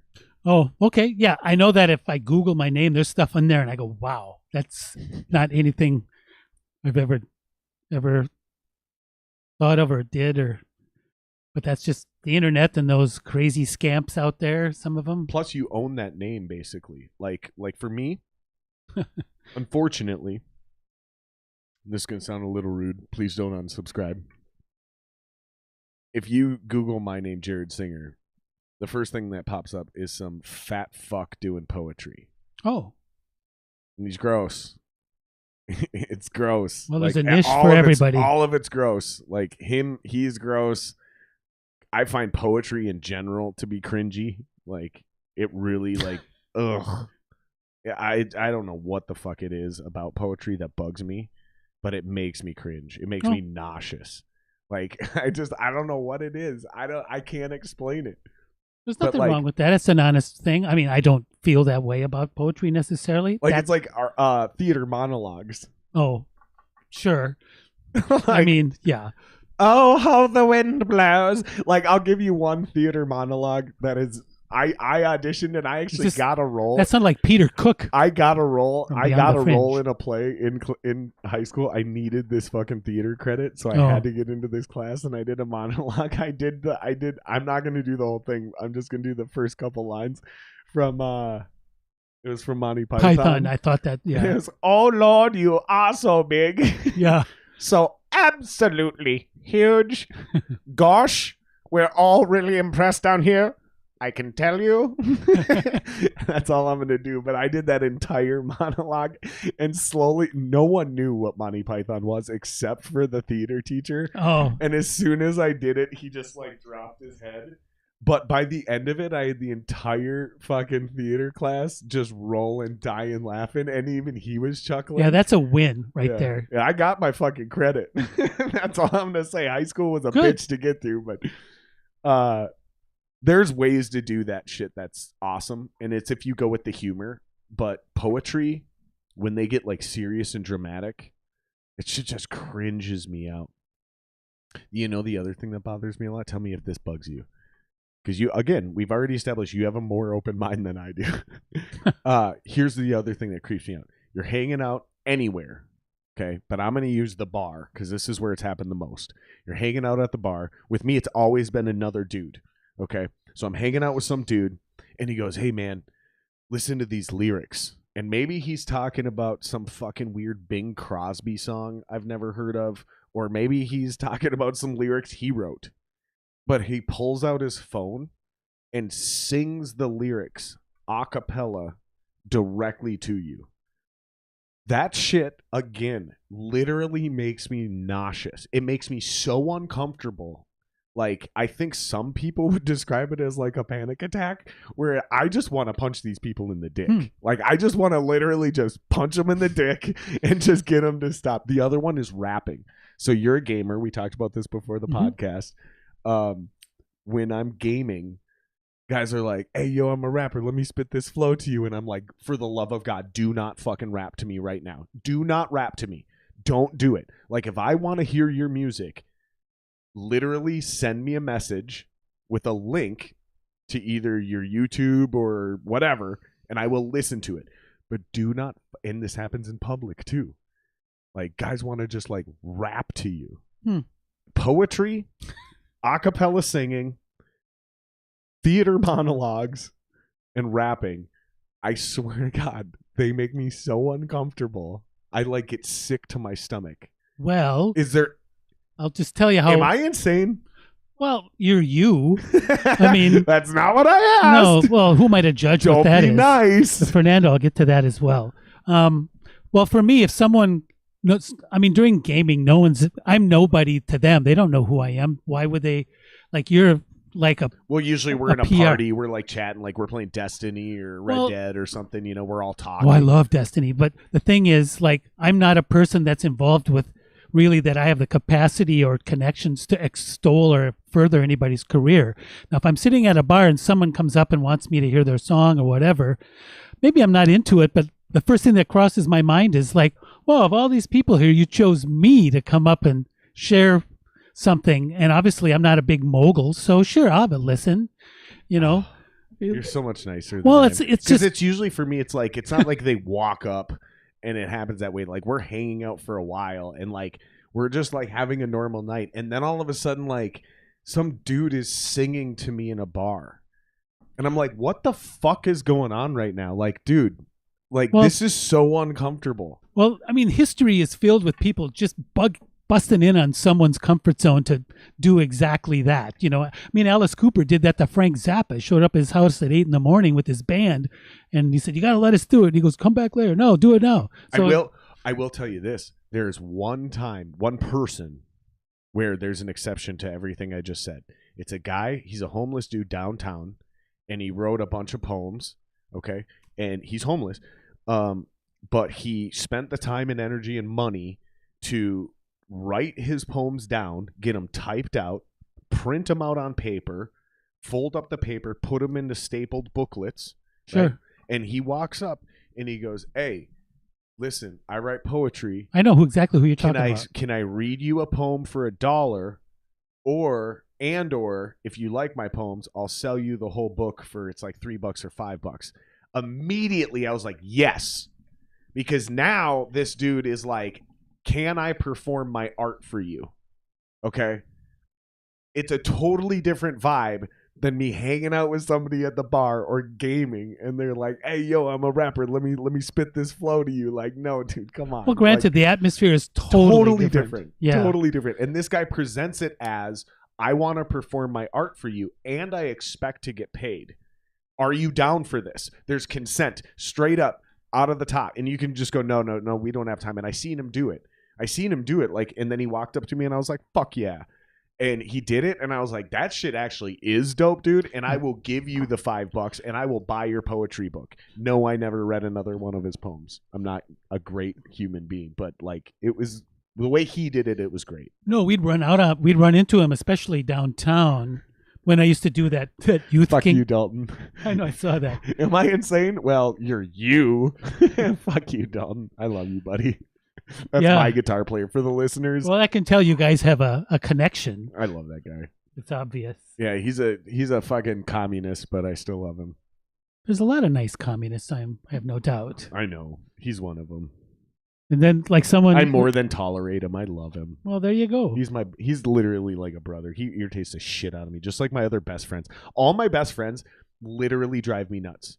That's why they're like more than just friends. They're like brothers at that point. Because like there's days where I literally want to beat the shit out of them because they're being just idiots or assholes. But then the next day, I don't care. I love this human being. That's how you know you're like more than a friend.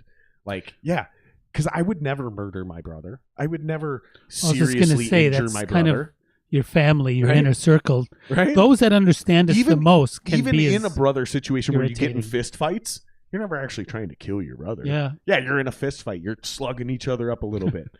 But you're not really trying to actually hurt each other. You just got to get a little bit out. That's how those fucks make me feel. That's how I know I love them like so much. The brothers in Boondock Saints. If I want to kill you, love that show. If I want to kill you, and I'm speaking very loosely, if I want to fight you and I don't, that's how I know we're really good friends. Yeah. Because I'm like, fuck, man. It's just fucking whatever. Yep. That's how I know I love these guys so much. And they give me so much shit. That's another reason I love them. It's because they don't fucking let me get away with nothing. They hold me so accountable, like that kind of shit.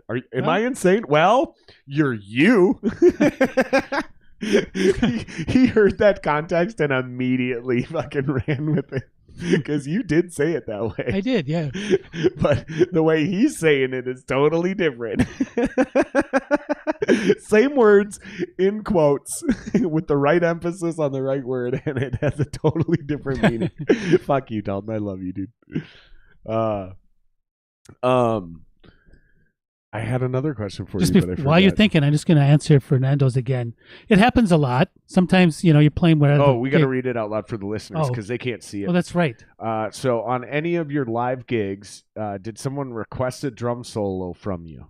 Yeah, I mean, there's some songs, depending on the band, where that's just where the drum solo is. Like with Chad and the Untimely, there's a song that usually ends the set that before the last section of the tune, which is in 9, by the way, nothing astronomically complex, but it's clever, is a drum solo. It's just at the end, and that's where it is.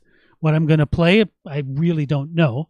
But then again, like with if I'm playing with the Wolverines quartet or quintet, or it's more of a club gig, not the big band per se, which, then there's solos on almost a lot of the songs, especially if it's my gig, and people, I think to some extent, and I say this hopefully with the perspective people can understand, is that they want to hear me do that, especially, and because the band, when we're playing, it's different if you're playing a piano solo because the song is recognizable. If you're singing the song is very recognizable. If you're doing the bass solo, also you can hear the changes. It's very recognizable. The drummer, what we get to do, not that they don't, but they do it in their own way, is, at least the way I approach it, and like one of the masters is Phil Hay, jazz drummer around here, is you just play the form of the song, but you can emulate the melody, you can dick with the melody, or not play the melody at all. But the song, the form is still intact. So no matter what I or a drummer is doing, and with the people I'm playing with, especially if it's Rick on piano, Steve Pickell or Keith Boyles on bass, and me on drums, and maybe Doug Haining on saxophone, because we've known each other for like 40 plus years, like they know how I'm going to like tease them and throw them off a little. But for the most part, the hi-hat is always on 2 and 4, so that's a giveaway to some extent. Not that it's always there, because sometimes it'll go out, but it's always in the right place. And that's great, because I can confiscate the flow of the song to make it something that's different, but it still relates to the form, which is immutable. And then when it's done, bam, everybody's there, and it sounds like they're coming out of nowhere. So I get requests once in a while, and generally my answer is yes. Yeah. And you just improv them, leading back into the original question that he started with. Or like when I was working with Bugsy, the bar bands, like he'd say, "You want to do a solo?" And I'd say, "Sure." And I just start something. Or, let's hear the drummer play. Could she even play drums? You ever been asked to do a drum solo for an audition? No. Usually the band wants you to see if you can play just the thing. So I got asked that once. Yeah. So like I came in and probably the least important part. I know, right? He sent me 30 songs. He goes, "Here's our set list. See what you can do with this." I had 24 hours. Oh, sure. So I practiced them all. What else do you do? Yeah. I don't know what the fuck I'm walking into. And this guy claims his cover band is I'm going to get paid $1,000 a night, guaranteed gigs Wednesday, Thursday, Friday, Saturday, every week. Casino gigs, allegedly. Oh, sure. So I know, because you're like, really? How are you getting paid that? Mostly casino gigs, but cover band gigs. Some of these guys really do have their business that tight, and it's all above board. But the way this audition starts is 30 songs, 24 hours. See what you can do with this. That's what I was told. I'm like, all right. So I just went through and picked my favorite songs, assuming he's going to ask me, what do you want to play? and I'm going to go, all right, well, let's pick these 5 or 6 songs, because I just literally listened to all of them, practiced to all of them, and then concentrated on like 5 or 6 that I really That's how you should be doing it. Yep. Okay, thank you. Okay, because this is just my natural instinct how I'm going into this. Absolutely terrible. This is not the way you should be auditioning band members, is what I'm saying. This is not fucking cool. If you're auditioning band members, this is the worst way to do it. And then I walk in and he goes, all right, let's do Uptown Funk by Bruno Mars. Did you say live version or studio? No, I literally, because he had sent me Live is tracks. killer. He had sent me a Dropbox. So like I knew what tracks to play to. And I swear to God, I just, in my head, I went, you're fucking lucky. That's one of the ones I like. Okay. That's what my attitude was. My attitude wasn't, I'm lucky he picked that song. I was already angry about it. And I'm like, you're fucking lucky that's one of the songs I picked, dude. Because like the way you're handling this, I'm already not getting good vibes. And I come through, and it's weird because there's 2 people in the room, and then he's got pre-recorded tracks from the other band members, right? So if one of them misses a gig, he can just load up their instrument. And I'm like, wow, this is actually kind of legit. Okay. Like, so I start getting some good, I fucking crush it. And everyone's like, wow, yeah, okay. Like, okay. You know what? Let's not worry about doing any more songs. Give us a drum solo. And I was like, yeah, I'm not going to do that. And they were like, what? And I was like, dude, here's the thing is they're super pretentious, first of all. Like, if I have to do a drum solo, I will write and, like, rehearse one. But, like, I've never been in a big enough band where we have a big enough crowd and we're playing a big enough set to do a legitimate drum solo live. Therefore, the only people at my level that have ever actually practiced this skill and can pull this off right now, like, dude, no. Like, I'm not prepared for this. Like, I will prepare one if that's part of the demand and part of the job description, but I'm not improvising some shitty drum solo in the middle of this rehearsal. Like, I was like, you needed to tell me what I was walking into. Suffice to say, I didn't get the job. Oh, okay. But like, it was so weird and chaotic and unprofessional how that whole thing went down. It's too bad. Because I've never heard of anybody being asked to perform a drum solo at an audition. And the people I've asked, they're like, yeah, that's just not cool. Like, you wouldn't do that. Like, it's just like, you don't put an artist on the spot like that. That's like hanging out with Madonna or any other artist and being like, oh, you sing? Sing me something. Oh, you're a comedian? Oh, tell me a funny joke. Yeah. Like, come on. Like, really? Like, no, I'm here to audition. You're supposed to tell me what I'm auditioning for, tell me what to prepare for, and then I do it. That's, am I wrong? Hold on. Am I insane? Well, you Don't haven't answer changed. That. Don't answer that. What kind of gig have you never done, but you would like to do sometime? That's actually a poser. I mean, I think the gigs that I haven't done or have chosen not to done is because my technique isn't up to the ability to accomplish it. Oh, I was going to say that earlier. When you said somebody you'd like to play drums for, and you said Dave Mustaine and Megadeth, and I was like, man, maybe we just found Dave Mustaine's next drummer. Well, he's got like one of the better drummers on the planet. For now, Kirk Van Buren, I think is his name, used to be in Soilwork, and before that he was in Cybreed. He goes through drummers like water. You'll get your shot. We just need to start seeding it on the internet now. Well, I just have to. I have to get in shape, man. But what kind of gig would you like to do that you've never done before? Well, even though I've done it before, I'd love to be playing like orchestral. Like, I want to play 3 Places in New England, Charles Ives in the percussion section, because the guy he's the sort of the contemporary of, or Aaron Copland was his student. And then also Rite of Spring and La Histoire du Soldat, which is a soldier's tale by Stravinsky. All very percussively, like for me, just over the top.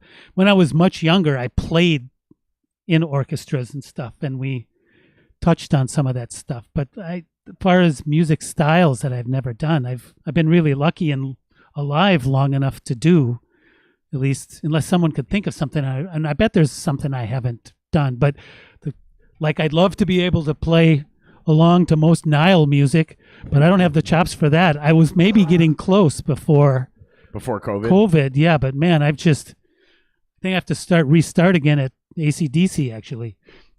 But that's inspirational for me. Do you do that when you got to bang off the rust? Do you start with dumbed down music like that and start off and just make sure that you're tight and in the pocket, and then bring up the skill, or do you just dive into the deep end head first? Well, what I do is I don't do either of those things. If I can't play the parts, I'm not going to get on fucking stage.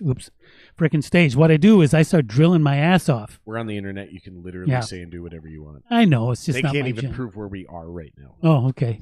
But I just like what. See, the thing, unlike some people, I'm a drill person. I mean, I'll drill one thing for like. If you're forever. nervous, we can give you sunglasses. Apparently, that's no, enough.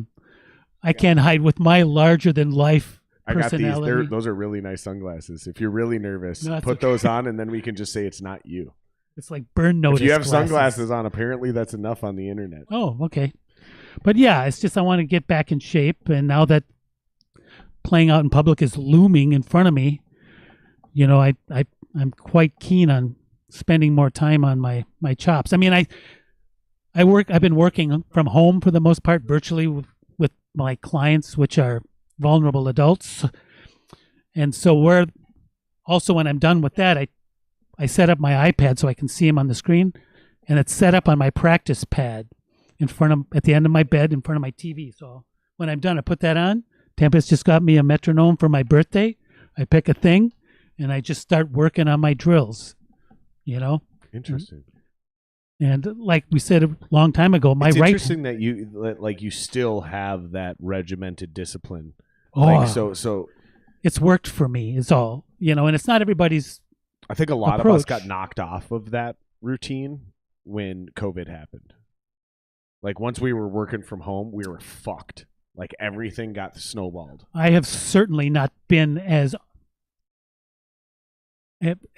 intensely consistent as I would like to have been in retrospect. But now that, again, that's why I'm just working on my stuff, refamiliarizing my limbs with things I want to do. Like if I had to play harsh reality music right now, some of those parts totally can't do it. You're making a lot of musicians feel really good right now, because a lot of people look up to you as like this prolific drummer. And you're still human. Better. You're still human. You still have work to do. You still have moments where you go, I'm not able to do that right now. I got to step up my game to get there. And that's I think that's important for everyone to hear, because a lot of people think like you're just good or you're not. Oh. And it's like, oh, no. You got to maintain that engine. You got to keep the oil changes up. You got to fucking stay on it. And if you fall off, that's fine. But you got to work hard to get back to that level, let alone talk about progressing. Well, and I think, too, is like everybody has down times. You were saying you hadn't touched your drums for 6 months or something like that. I mean, we've all had moments where we stayed away from it. But it's weird for me because I do so many things. I play guitar. I fucking do the podcast. Sure. You know, I own a house, so I do remodeling projects. So there's just like... It's probably my biggest flaw is that I'm not consistent on anything. I'm a jack of all trades, so I'm not a master. Well, making of ends anything. meet is crucial. But I'm looking. But again, I mean, I've always, from day one, I've just always gotten into the habit, because that was the discipline afforded me, and just the support of my musical environment at home it's been true. Every time, if there's something that I need to learn or want to learn or haven't got a handle on, practicing has never failed me. I always succeed when I approach in that methodical fashion that suits my nature. I zero in on my weak point. I say, wow, it's really wretched that I have to work on this. I wish I could just do it, but I can't. So I'll do what I've done the 54 years I've been playing. Is just work on it till I can. And every day I do that, everything improves. Everything. My attitude, my emotional thing, the way my body That's the sign of a professional. I mean, really, truly, like if you listen to any professional talk about anything, that's what they talk about is they go, listen, all that other shit can happen and come and go. And I just keep doing, and I just keep my approach the same. Because I know it works, because it got me here to begin with. So I'm going to just trust the process, and I'm going to just keep going with it. And not being deterred off your path is a huge part of success, I think, for the vast majority of us.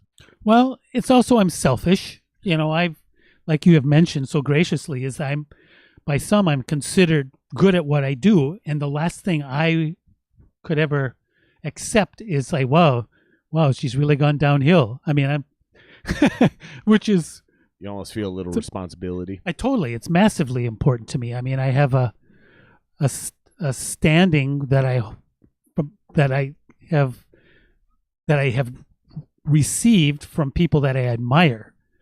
And the last thing I want to do is to become less in that cadre of people I hold in high regards.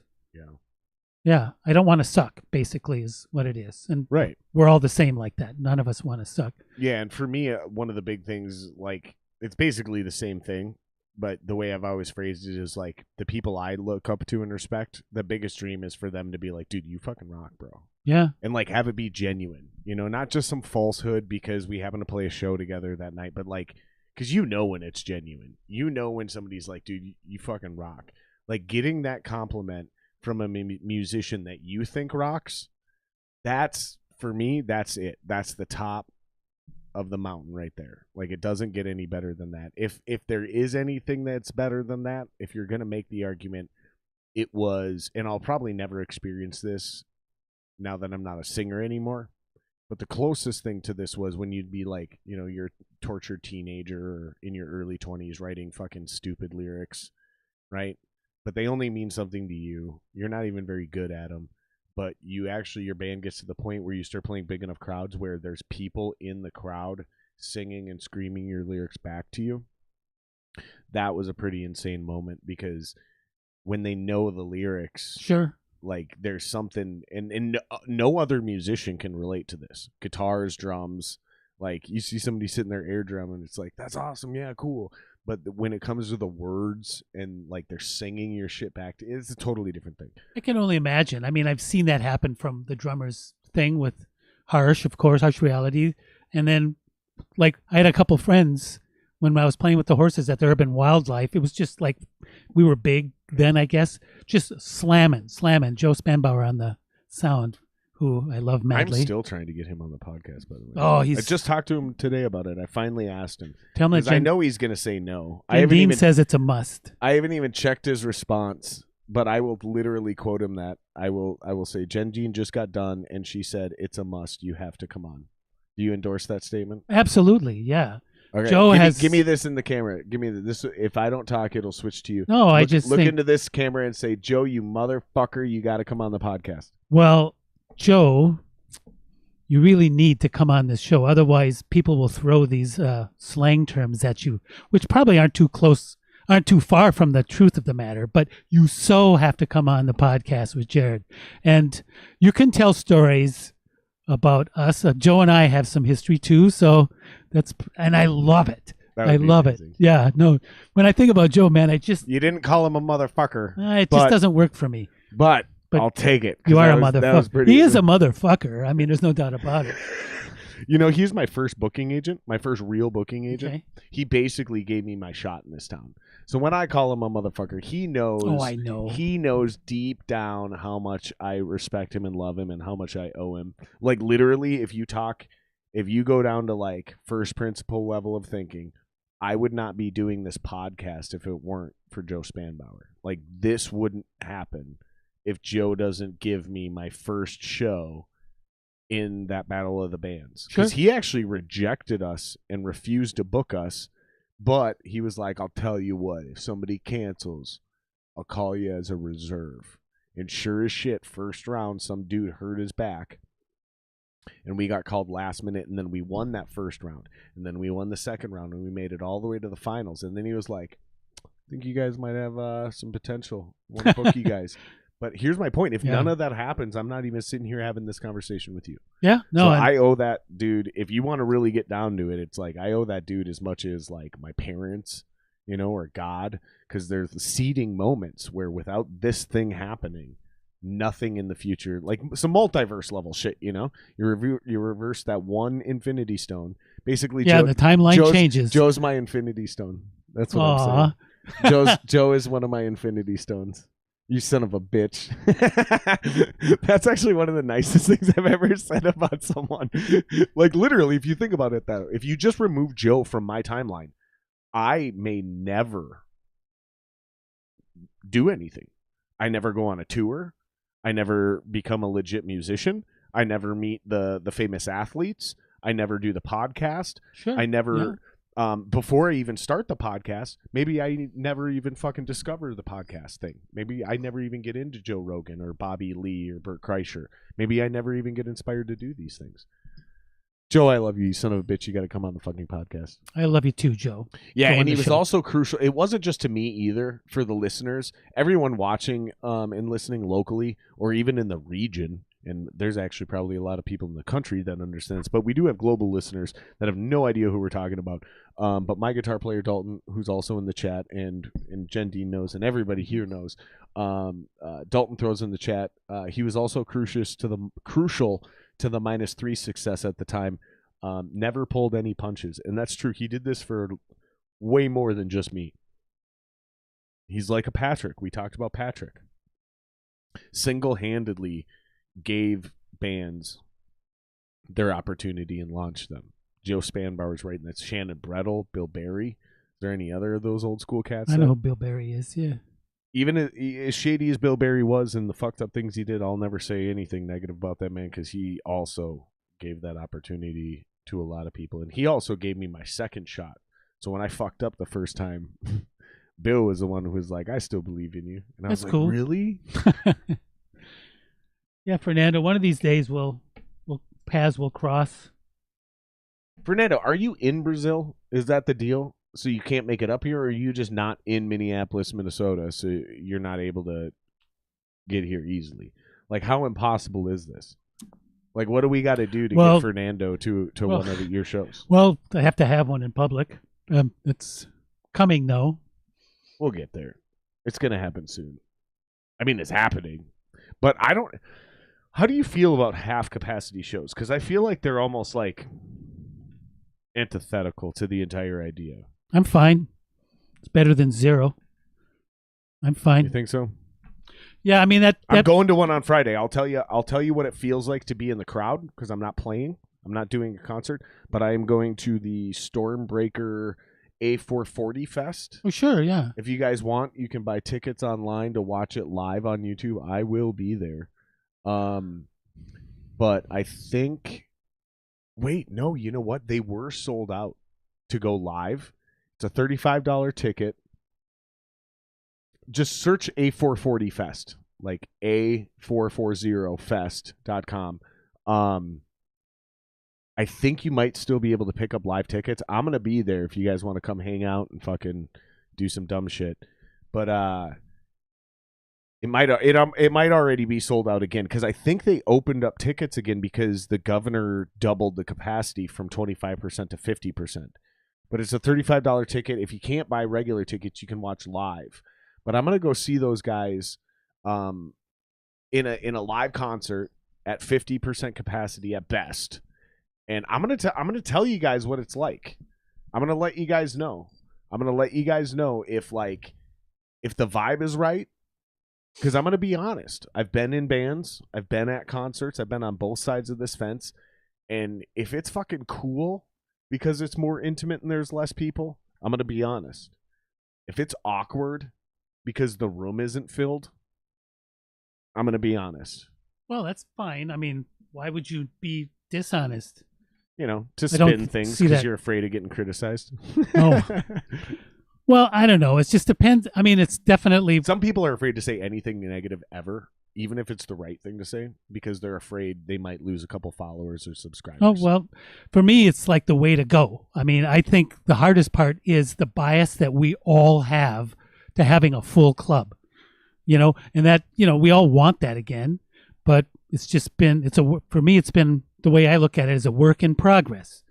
People taking their time to do what needs to be done to get to the point where things can open up, hopefully. I don't really want to go down this rabbit hole too deep, but I think this is a really important time to talk about this. Like, there's a lot of fake news going out right now on vaccinations. And I really don't care if I lose subscribers on this. I promise you guys we won't spend a lot of time on this. But here's the thing is, like, nobody's dying from this vaccine. You all got to stop with this shit. Like, if you want to take the vaccine, take the fucking vaccine. But, like, that's one of the biggest problems right now is there's a lot of disinformation going out there, scaring people with no, like, is what they're doing is they're taking bits of truth and twisting them and distorting them, just like they do with comedians and musicians and politicians when they want to make them look bad. They take little bits out of context, they twist it, they snip it, and they create fear. And these fucking articles have been going viral for 6 months now, and it's causing problems. Like, just be responsible. If you're really that afraid of vaccines and you don't want to take it, then don't take it. But also don't be an asshole and running around fucking without a mask, intentionally coughing and breathing on people and avoiding a 6-foot distance. And certainly don't fucking shame people and don't call them sheep because they're taking a vaccine. That's the one that's pissing me off. Is like, I respect your right to be some fucking weird ass anti-vaxxer, but dude, stop calling people sheep because they're gonna go get the vaccine.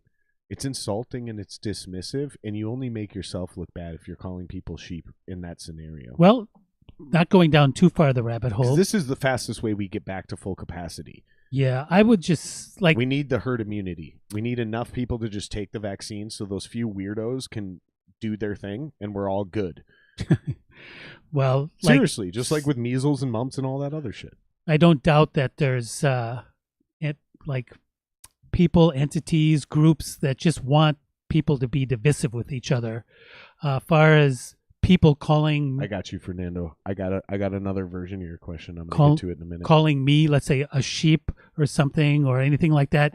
And those things are frustrating for me, but I don't...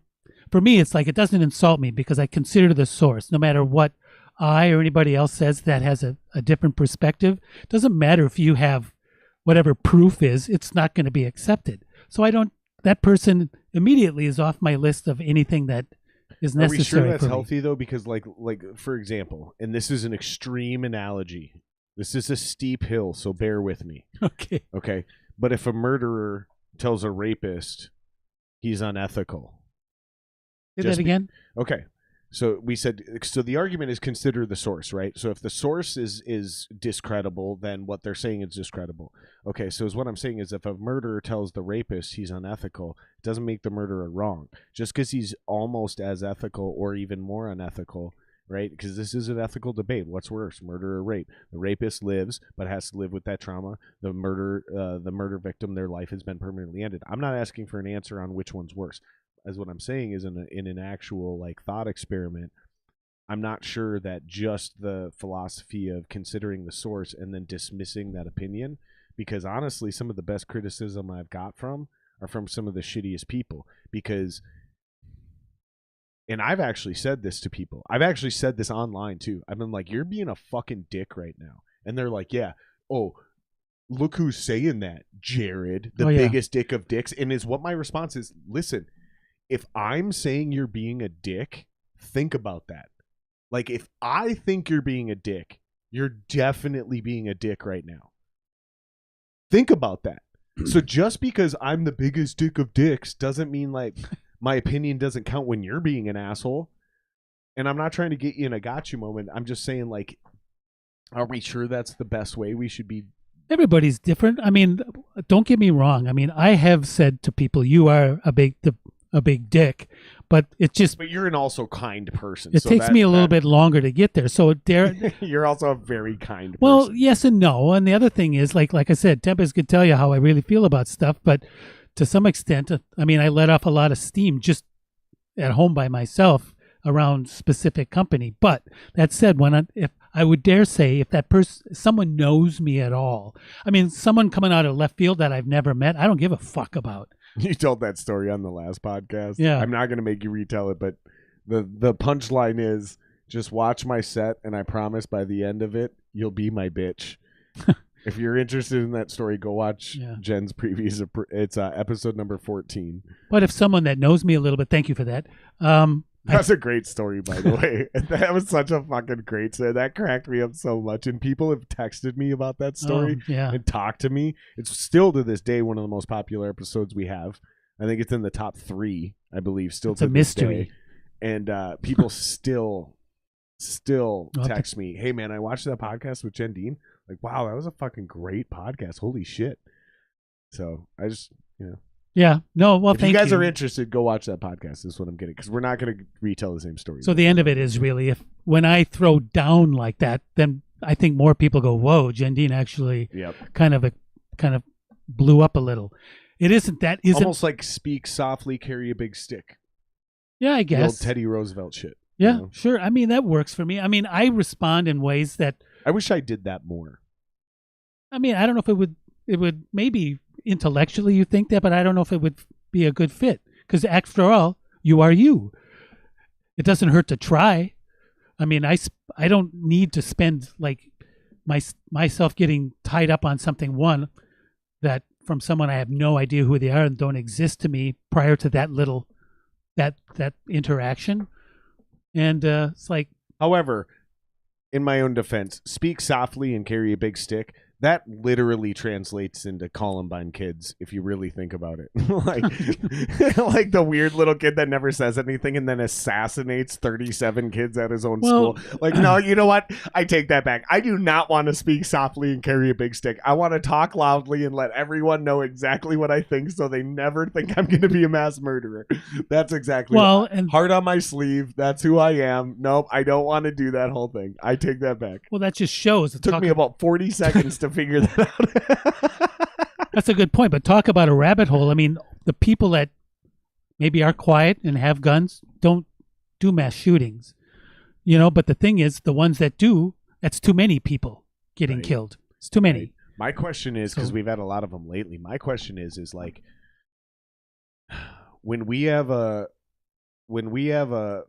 spell of drunk driving murders, right?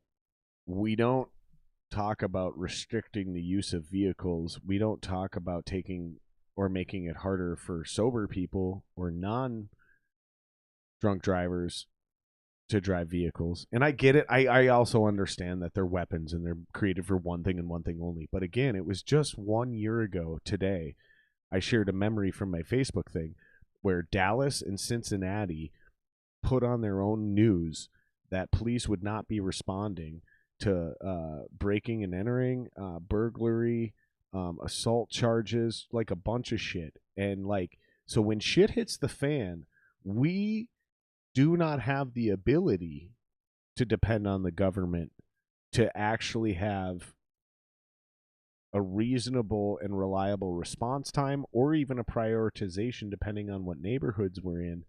So it frustrates me, and the community I live in is a minority community, and it frustrates us when their first response is to take our guns. And it's like, that doesn't actually help us who are law-abiding citizens. In fact, you're not actually going to prevent anything. Like, you didn't prevent people from being gay when that was illegal. You never prevented people from smoking weed or doing meth or heroin. That's illegal. You still can't stop drunk drivers. That's been illegal. In fact, as long as America can remember, murder's been illegal, but you've never stopped that. So I don't understand this idea. And we can even take it a step further to, like, fucking before Trumpy left office, they made abortion illegal in Alabama. Like, when has that ever stopped anybody? Like, when has prohibition ever worked once? Give me one example other than slavery, other than actual slavery. When has prohibition ever worked? And many would argue slavery still exists despite the prohibition of slavery. They just don't do it here. They just kidnap you and bring you overseas where it is legal, because human trafficking is probably the biggest threat to human rights right now. But do you get what I'm getting at? Like, when is prohibition and making everything illegal ever stopped a criminal from committing a crime versus just making it harder for you and I to defend ourselves, where we live in a city where, and you expressed this during the riots, you didn't feel safe. I didn't feel safe. Yeah. The only thing that made me feel safe is knowing that if somebody came through that door, I would be able to have the potential to shoot them, and my wife can get out the back door into the car, and then I can call the cops. Because I know for a fact if I call the cops, they ain't coming anytime soon. Yeah, I don't have an answer for you, obviously. I think part of the problem, which is like... In case the listeners are confused, we live in kind of the heart of the George Floyd riots, and we're also in the heart of the Chauvin trial right now. So all this stuff's kind of coming back up for us locally, and shit's starting to get real tense here again. Well, I think... that's why it's on my mind. That's why I'm bringing it up, because Again, people gave me shit why we didn't talk about this more last time, being here locally and at the heart of it. as a culture, we keep trying to understandably dictate through laws a type of behavior that isn't acceptable, because I would generally say the majority of people know that shooting someone, robbing someone, raping someone, murdering them is something that most people don't think about. I mean, but everyone seems to agree that it's wrong, like without question. Yeah, I mean that's there's no debate on that. So I think it's good to try different things. I'm not a against guns. I mean I wouldn't mind having one here and there, but I'm not of the thing where you just can buy whatever the fuck you want. I mean, I think guns are kind of cool. I mean, they're just like, they're kind of cool, but I think if you're going to own a gun, every so many years you reapply for your license and you get checked out to see if you haven't turned into a basket case.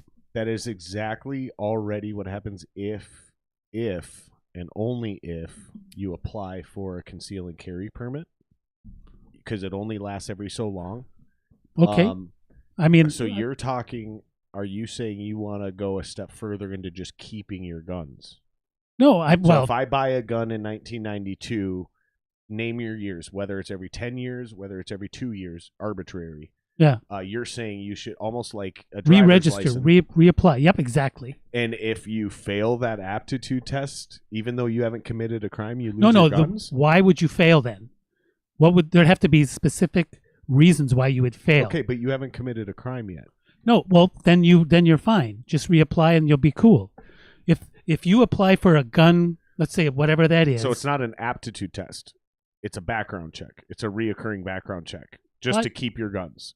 So maybe you bought guns but this already happens. This is what I'm saying. So like if you bought guns in 1992, let's just stick with my stupid analogy, and then in 1993 you commit a crime that is justifiable for you to lose your guns, you lose your guns forever, and you're never allowed to own guns again.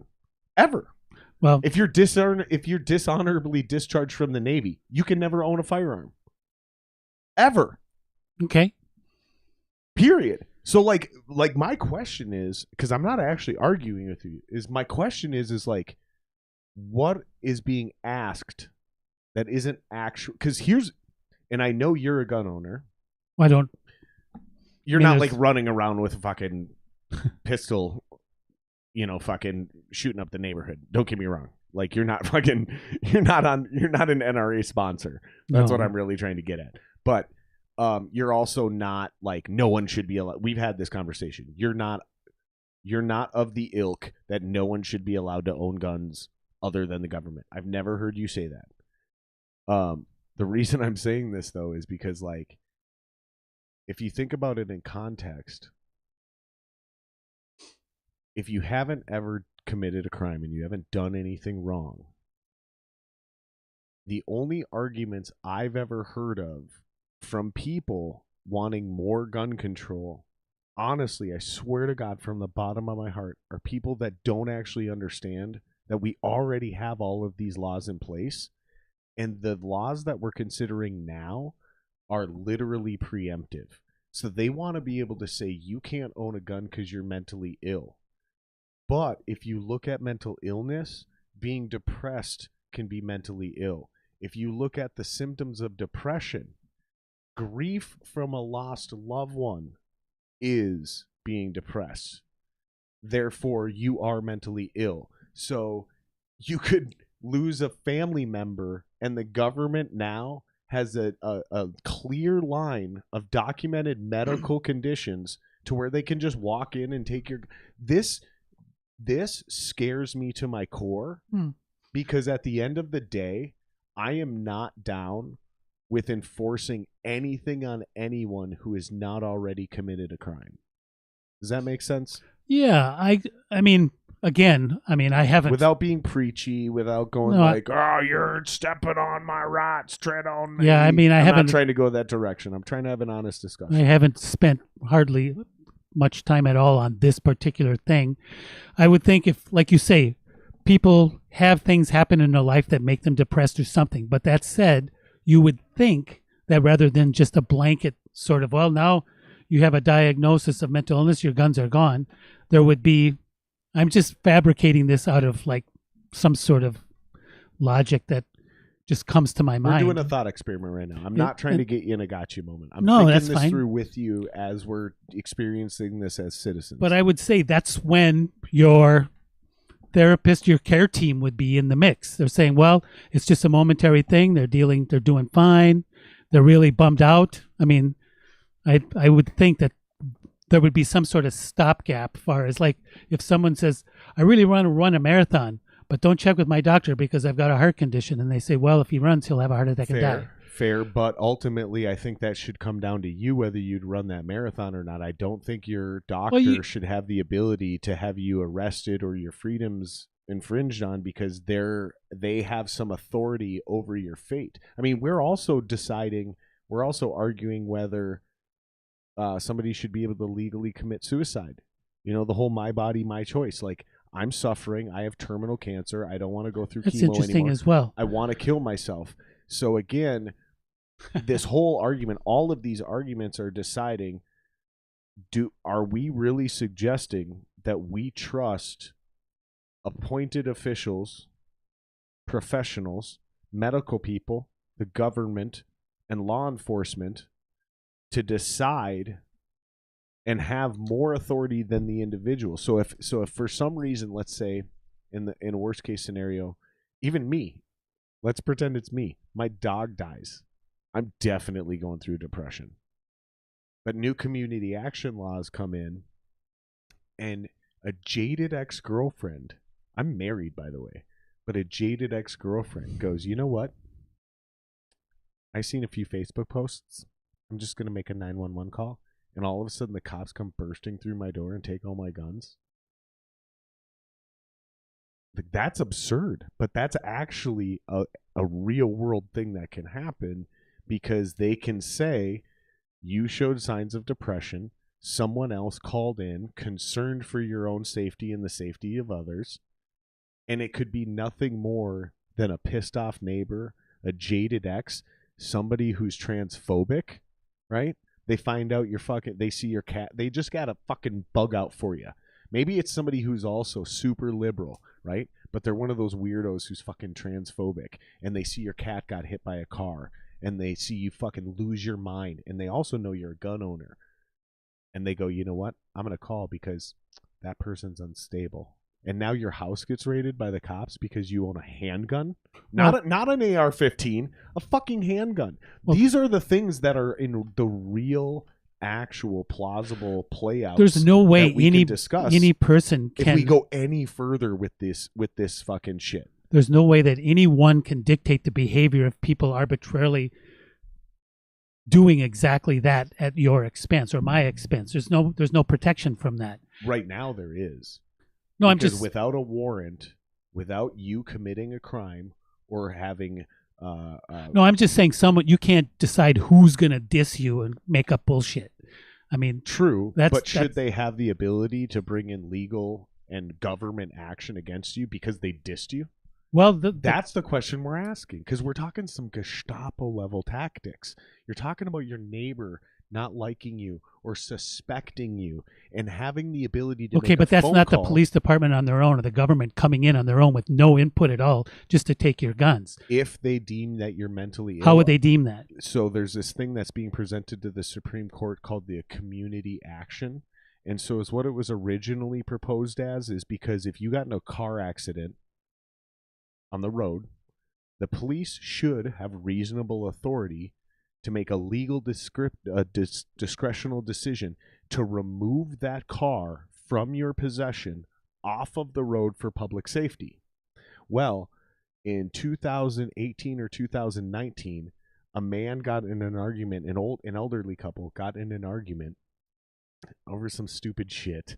Like he was talking shit about his brother-in-law.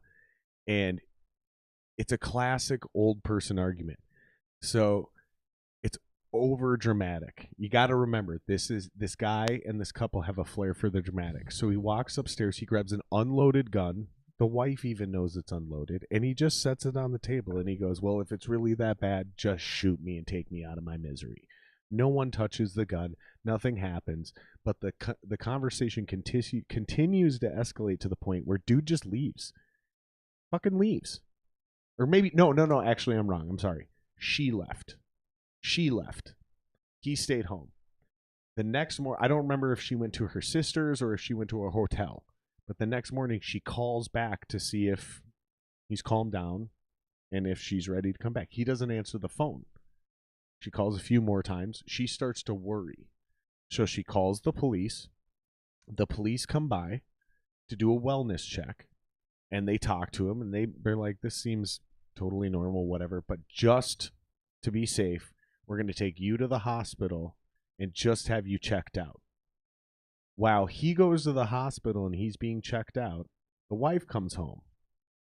They lie to her and tell her that he gave him permission to take the guns. So she brings them to his guns and they take them and they confiscate them, which is a lie. Okay? Never happened. The hospital clears him. They're like, no, he's fine. Like, they interview everybody. They're like, this is totally fine. It's just, it's a little weird, but it's fine. He comes home and he's like, where the fuck are my guns? By the way, before he went to the hospital, he made those two cops promise they wouldn't take the guns.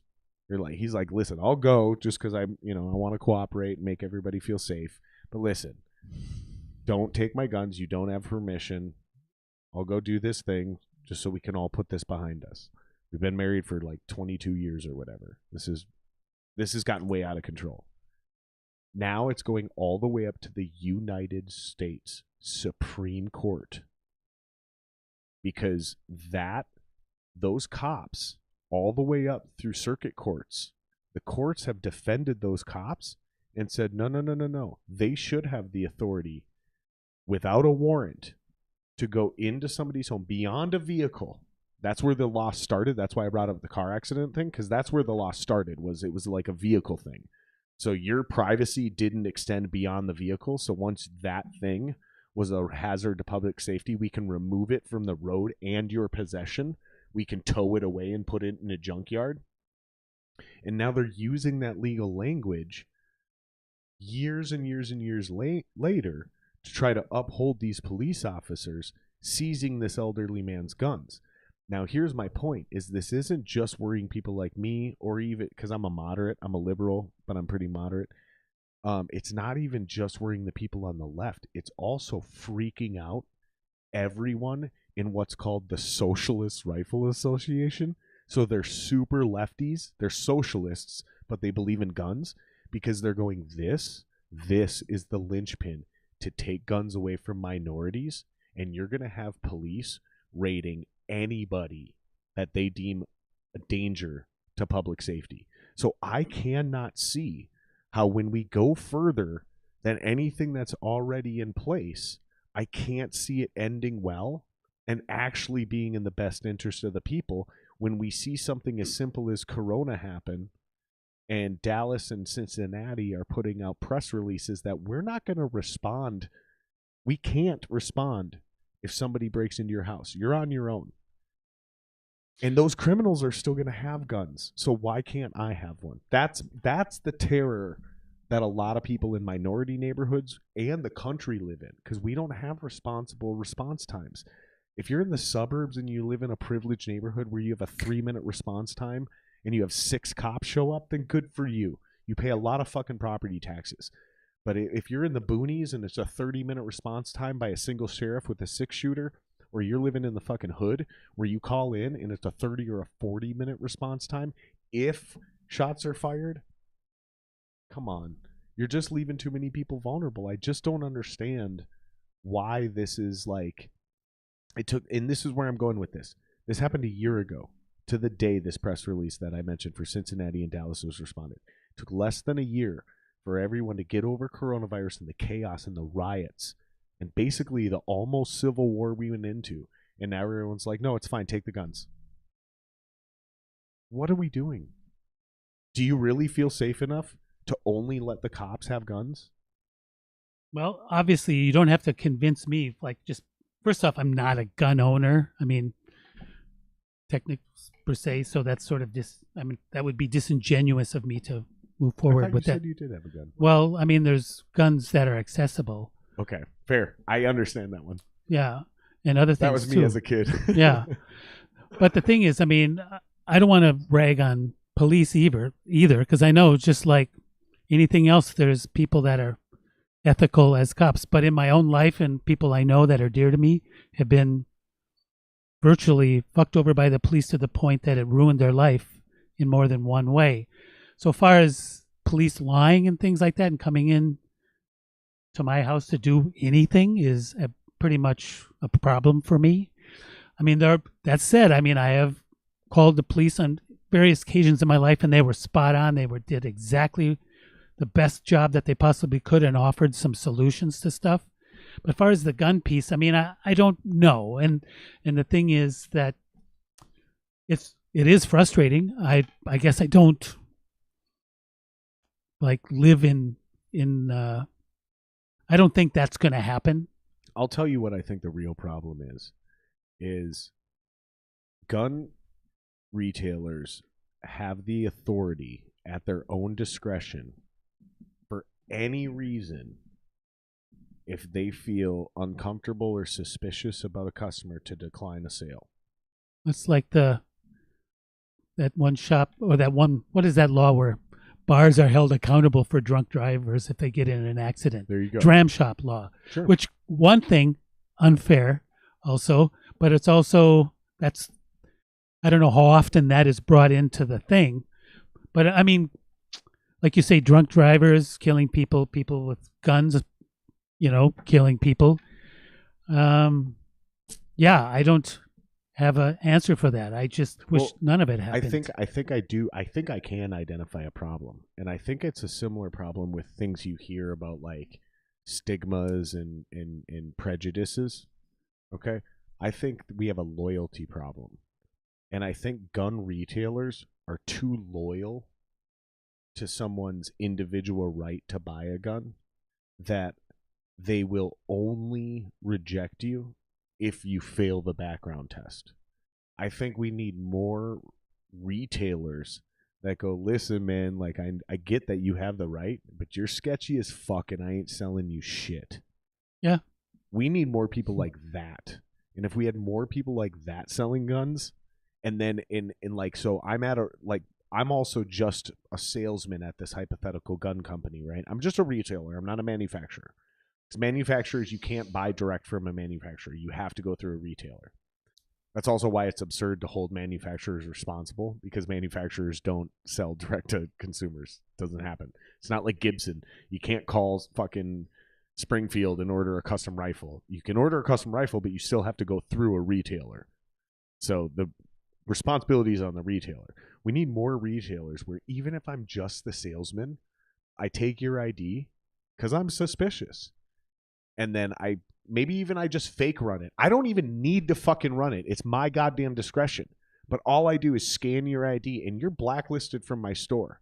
That way no other dude behind me 2 days later can be lazy and maybe he's smoking a little weed and comes in, he doesn't give a fuck and sells that same fucking no, because 2 days earlier I had a weird feeling about you because you said some weird shit in my fucking store, and even though I'm the lowest ranking salesman, I have the ability to do that. Here's the point. I'm still not going to enforce that by law. We need to build a culture. We need to change hearts and minds, and we need more responsible gun owners. We need more responsible gun retailers, and we need to stop fucking selling weapons to obviously troubled people. Well, that's what I was saying you're never earlier. going to clean up illegal guns. That's never going to happen. That's what I was saying, when you can outlaw certain things that are horrible, but it's a culture. It's the people in that society. Thank you, Fernando. Make sure you hit subscribe, buddy. We love you. He's got to bounce out. Oh, see you later, Fernando. Yeah, I'll do a drum solo. I have a larger question about that. Anyway, yeah, I mean, that's just like growth. You don't know stuff until you grow to a point where you can make better decisions. That's like a necessity. It doesn't happen overnight, obviously, but that's like when we were talking at the beginning of this, is like there's parts of the world where those cultures and societies are a bit more mature than ours. Not necessarily better necessarily, but actually have lived through more, where as a culture, they don't have issues, whether you agree with the mask thing or not.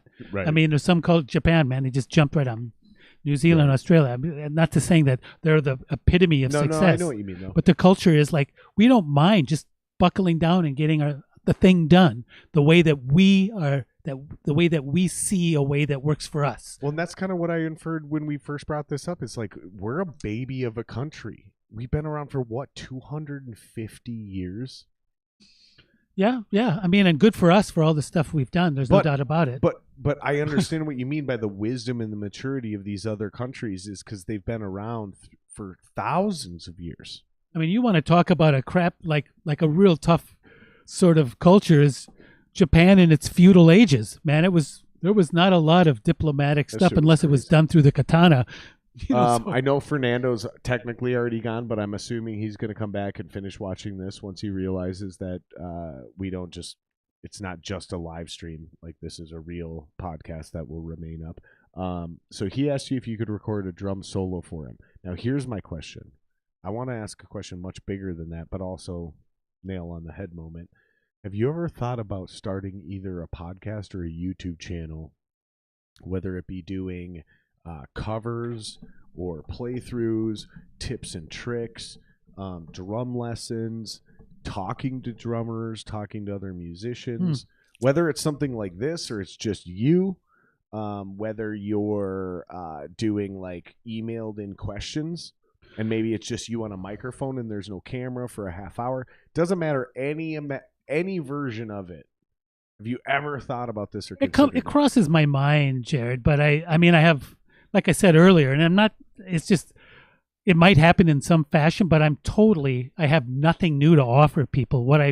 There's a friend of mine, a student of the same teacher of mine, Elliot Fine, Dave Stanek, and he's done this stuff. He travels and does drum workshops. He's written a book on independence, taking off. That breaks my heart that you say you have nothing to offer, because if that were actually true, then why am I doing this podcast? Well, that's true. Joe Rogan already exists.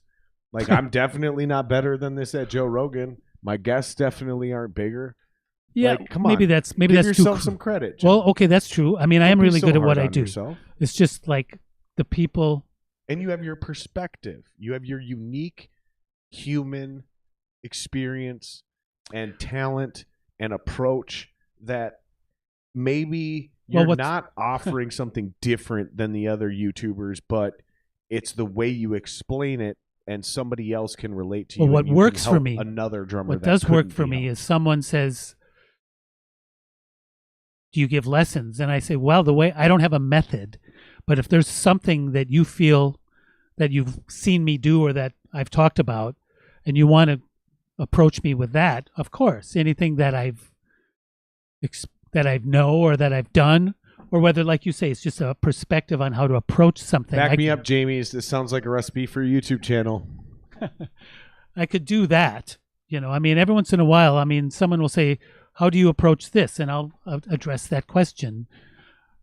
Or like I've got a couple people that once COVID is over, that I'm going to being a student teacher thing. I think guess. you're a great conversationalist, so that's why I brought up the podcast angle. But all the things you're mentioning now just sound like a brilliant and perfect YouTube channel.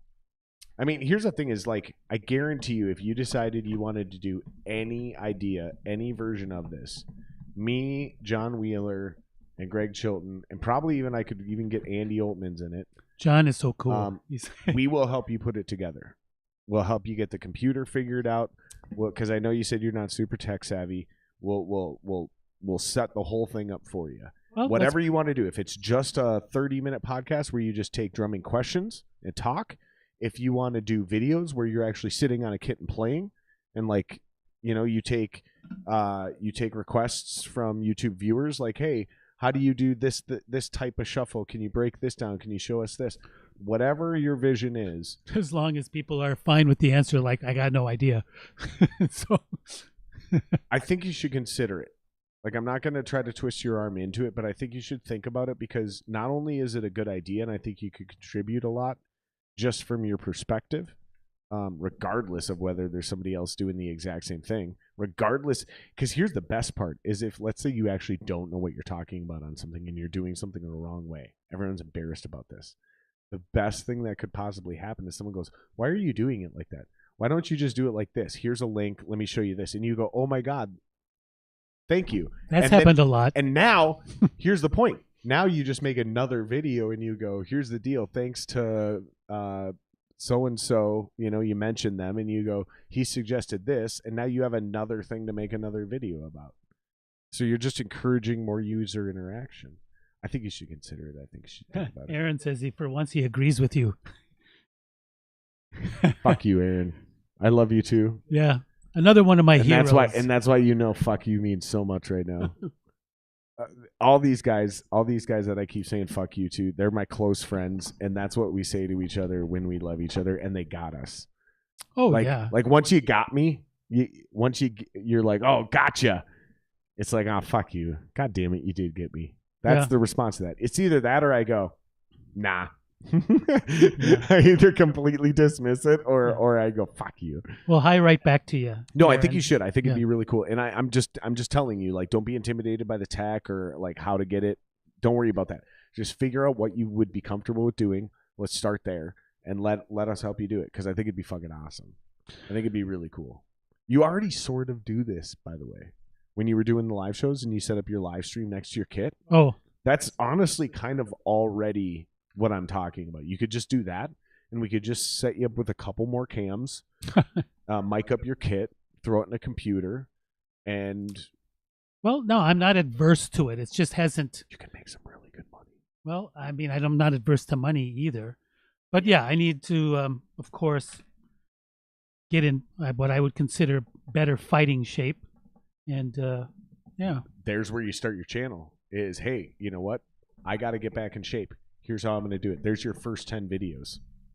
Here's how to bang off the rust. Top 10 tricks to bang off the rust. Do these 7 things before you play your first gig after time off. I'm telling you, I got 10 episodes for you right there. Well, I got to say, Let's do it. When one of my friends... Do you accept my challenge? Perhaps. I love it. No, it sounds good. I mean, it's just I need to have a fire sometimes lit under me just to get going. But I mean, I want to get going. The sad thing is you'll end up making more money off YouTube than you will off actually being a performing musician. That's the craziest part. I don't know if that's a sad part, but it's definitely ironic and crazy. It doesn't faze me at all, because for the up until probably 1996, all I did was play music for a living because I could. All I did. And then the world changed and I got a job. I'm really lucky. I've had great jobs that I love that have nothing to do with music. I love it. Still, the one I have now, I love my job. So me playing music is strictly, I mean, I want to get paid if it's in the mix, but working with like original bands and stuff like that, I don't care. If it's something that intrigues me, challenges me, and I'm with great human beings, or if those things are in the mix, what do you guys think? It's worth it to me. Jamie's, what do you guys think? I know Aaron just checked in and he said he agrees with me, but what do the rest of you guys think? Do you think? And if you're watching this in post production, if you're not watching this live, I understand, but also put that in the comments. I have a friend named. If you guys would watch Jendeen's YouTube channel as she does whatever, and maybe you guys can throw out some why can't I talk? Some suggestions, on like what you guys would want to see, whether it's tips and tricks or whether it's tutorials or playthroughs, covers. There's so many options. Well, just by being alive as long as I have, there's different perspectives that I think would perhaps be considered valuable, and that's I have no problem with that. My friend, I was going to say from Janice Area, the metal goddess, she once said, "I just want to come and watch you practice."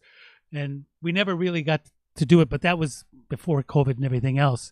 And I said, believe me, it would probably drive you crazy because it's like we talked earlier. It's like when I warm up, it's just playing a pocket on top, doing doubles on the bottom, for about half an hour. I mean, I could go into all that, but drummers, no. I mean, you do it. Yeah, and I'm not about that. We actually talked about that in depth on the first podcast.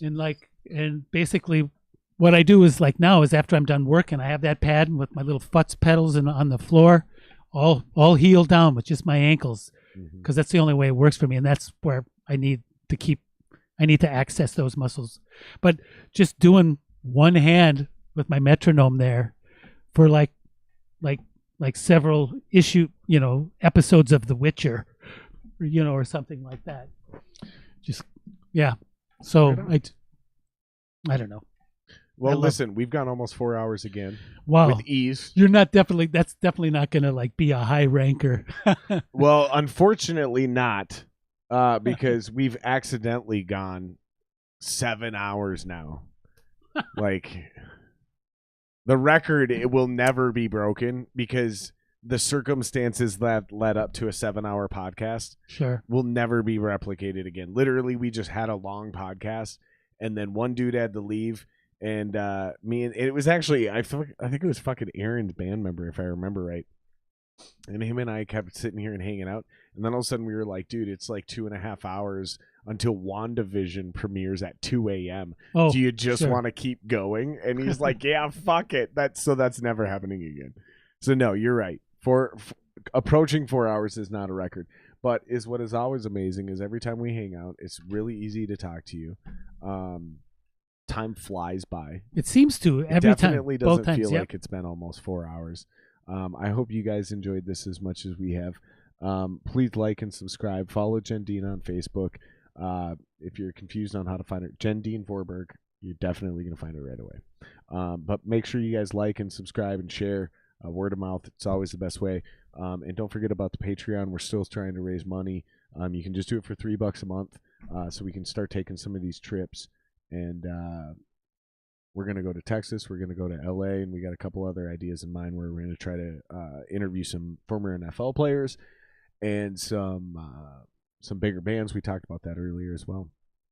And we just want to say thanks. It's always a blast having you here, and it's a pleasure, to say the least. I can't say thanks enough, and sure, I can't wait to do it again. You said your next gig's May 1st? I think with Marco's Basement, and then, there's a few other things in the back burner, but so got that. Chad I'm sure we'll have some things. We're in the process of getting ready to record some things. The Thursday before May 1st, the Tuesday or Thursday before whatever of these gigs, just shoot me a text and let me plug them while I'm doing my podcast. Oh, sure. Thank you. Yeah. So on that Thursday while I'm podcasting, whether May 1st is a Friday or a Saturday or whatever it is, just shoot me a text and remind me, and then I'll make sure I plug it that Thursday. Okay. Hope you guys get some extra views. I think it'll be really cool, man. That's Thank you good. guys for hanging out with us so much. I appreciate it. Much love. And don't forget to hit like and subscribe and blah, blah, blah. You know what the fuck you're doing. You guys watch YouTube all the time. Love you guys. Bye.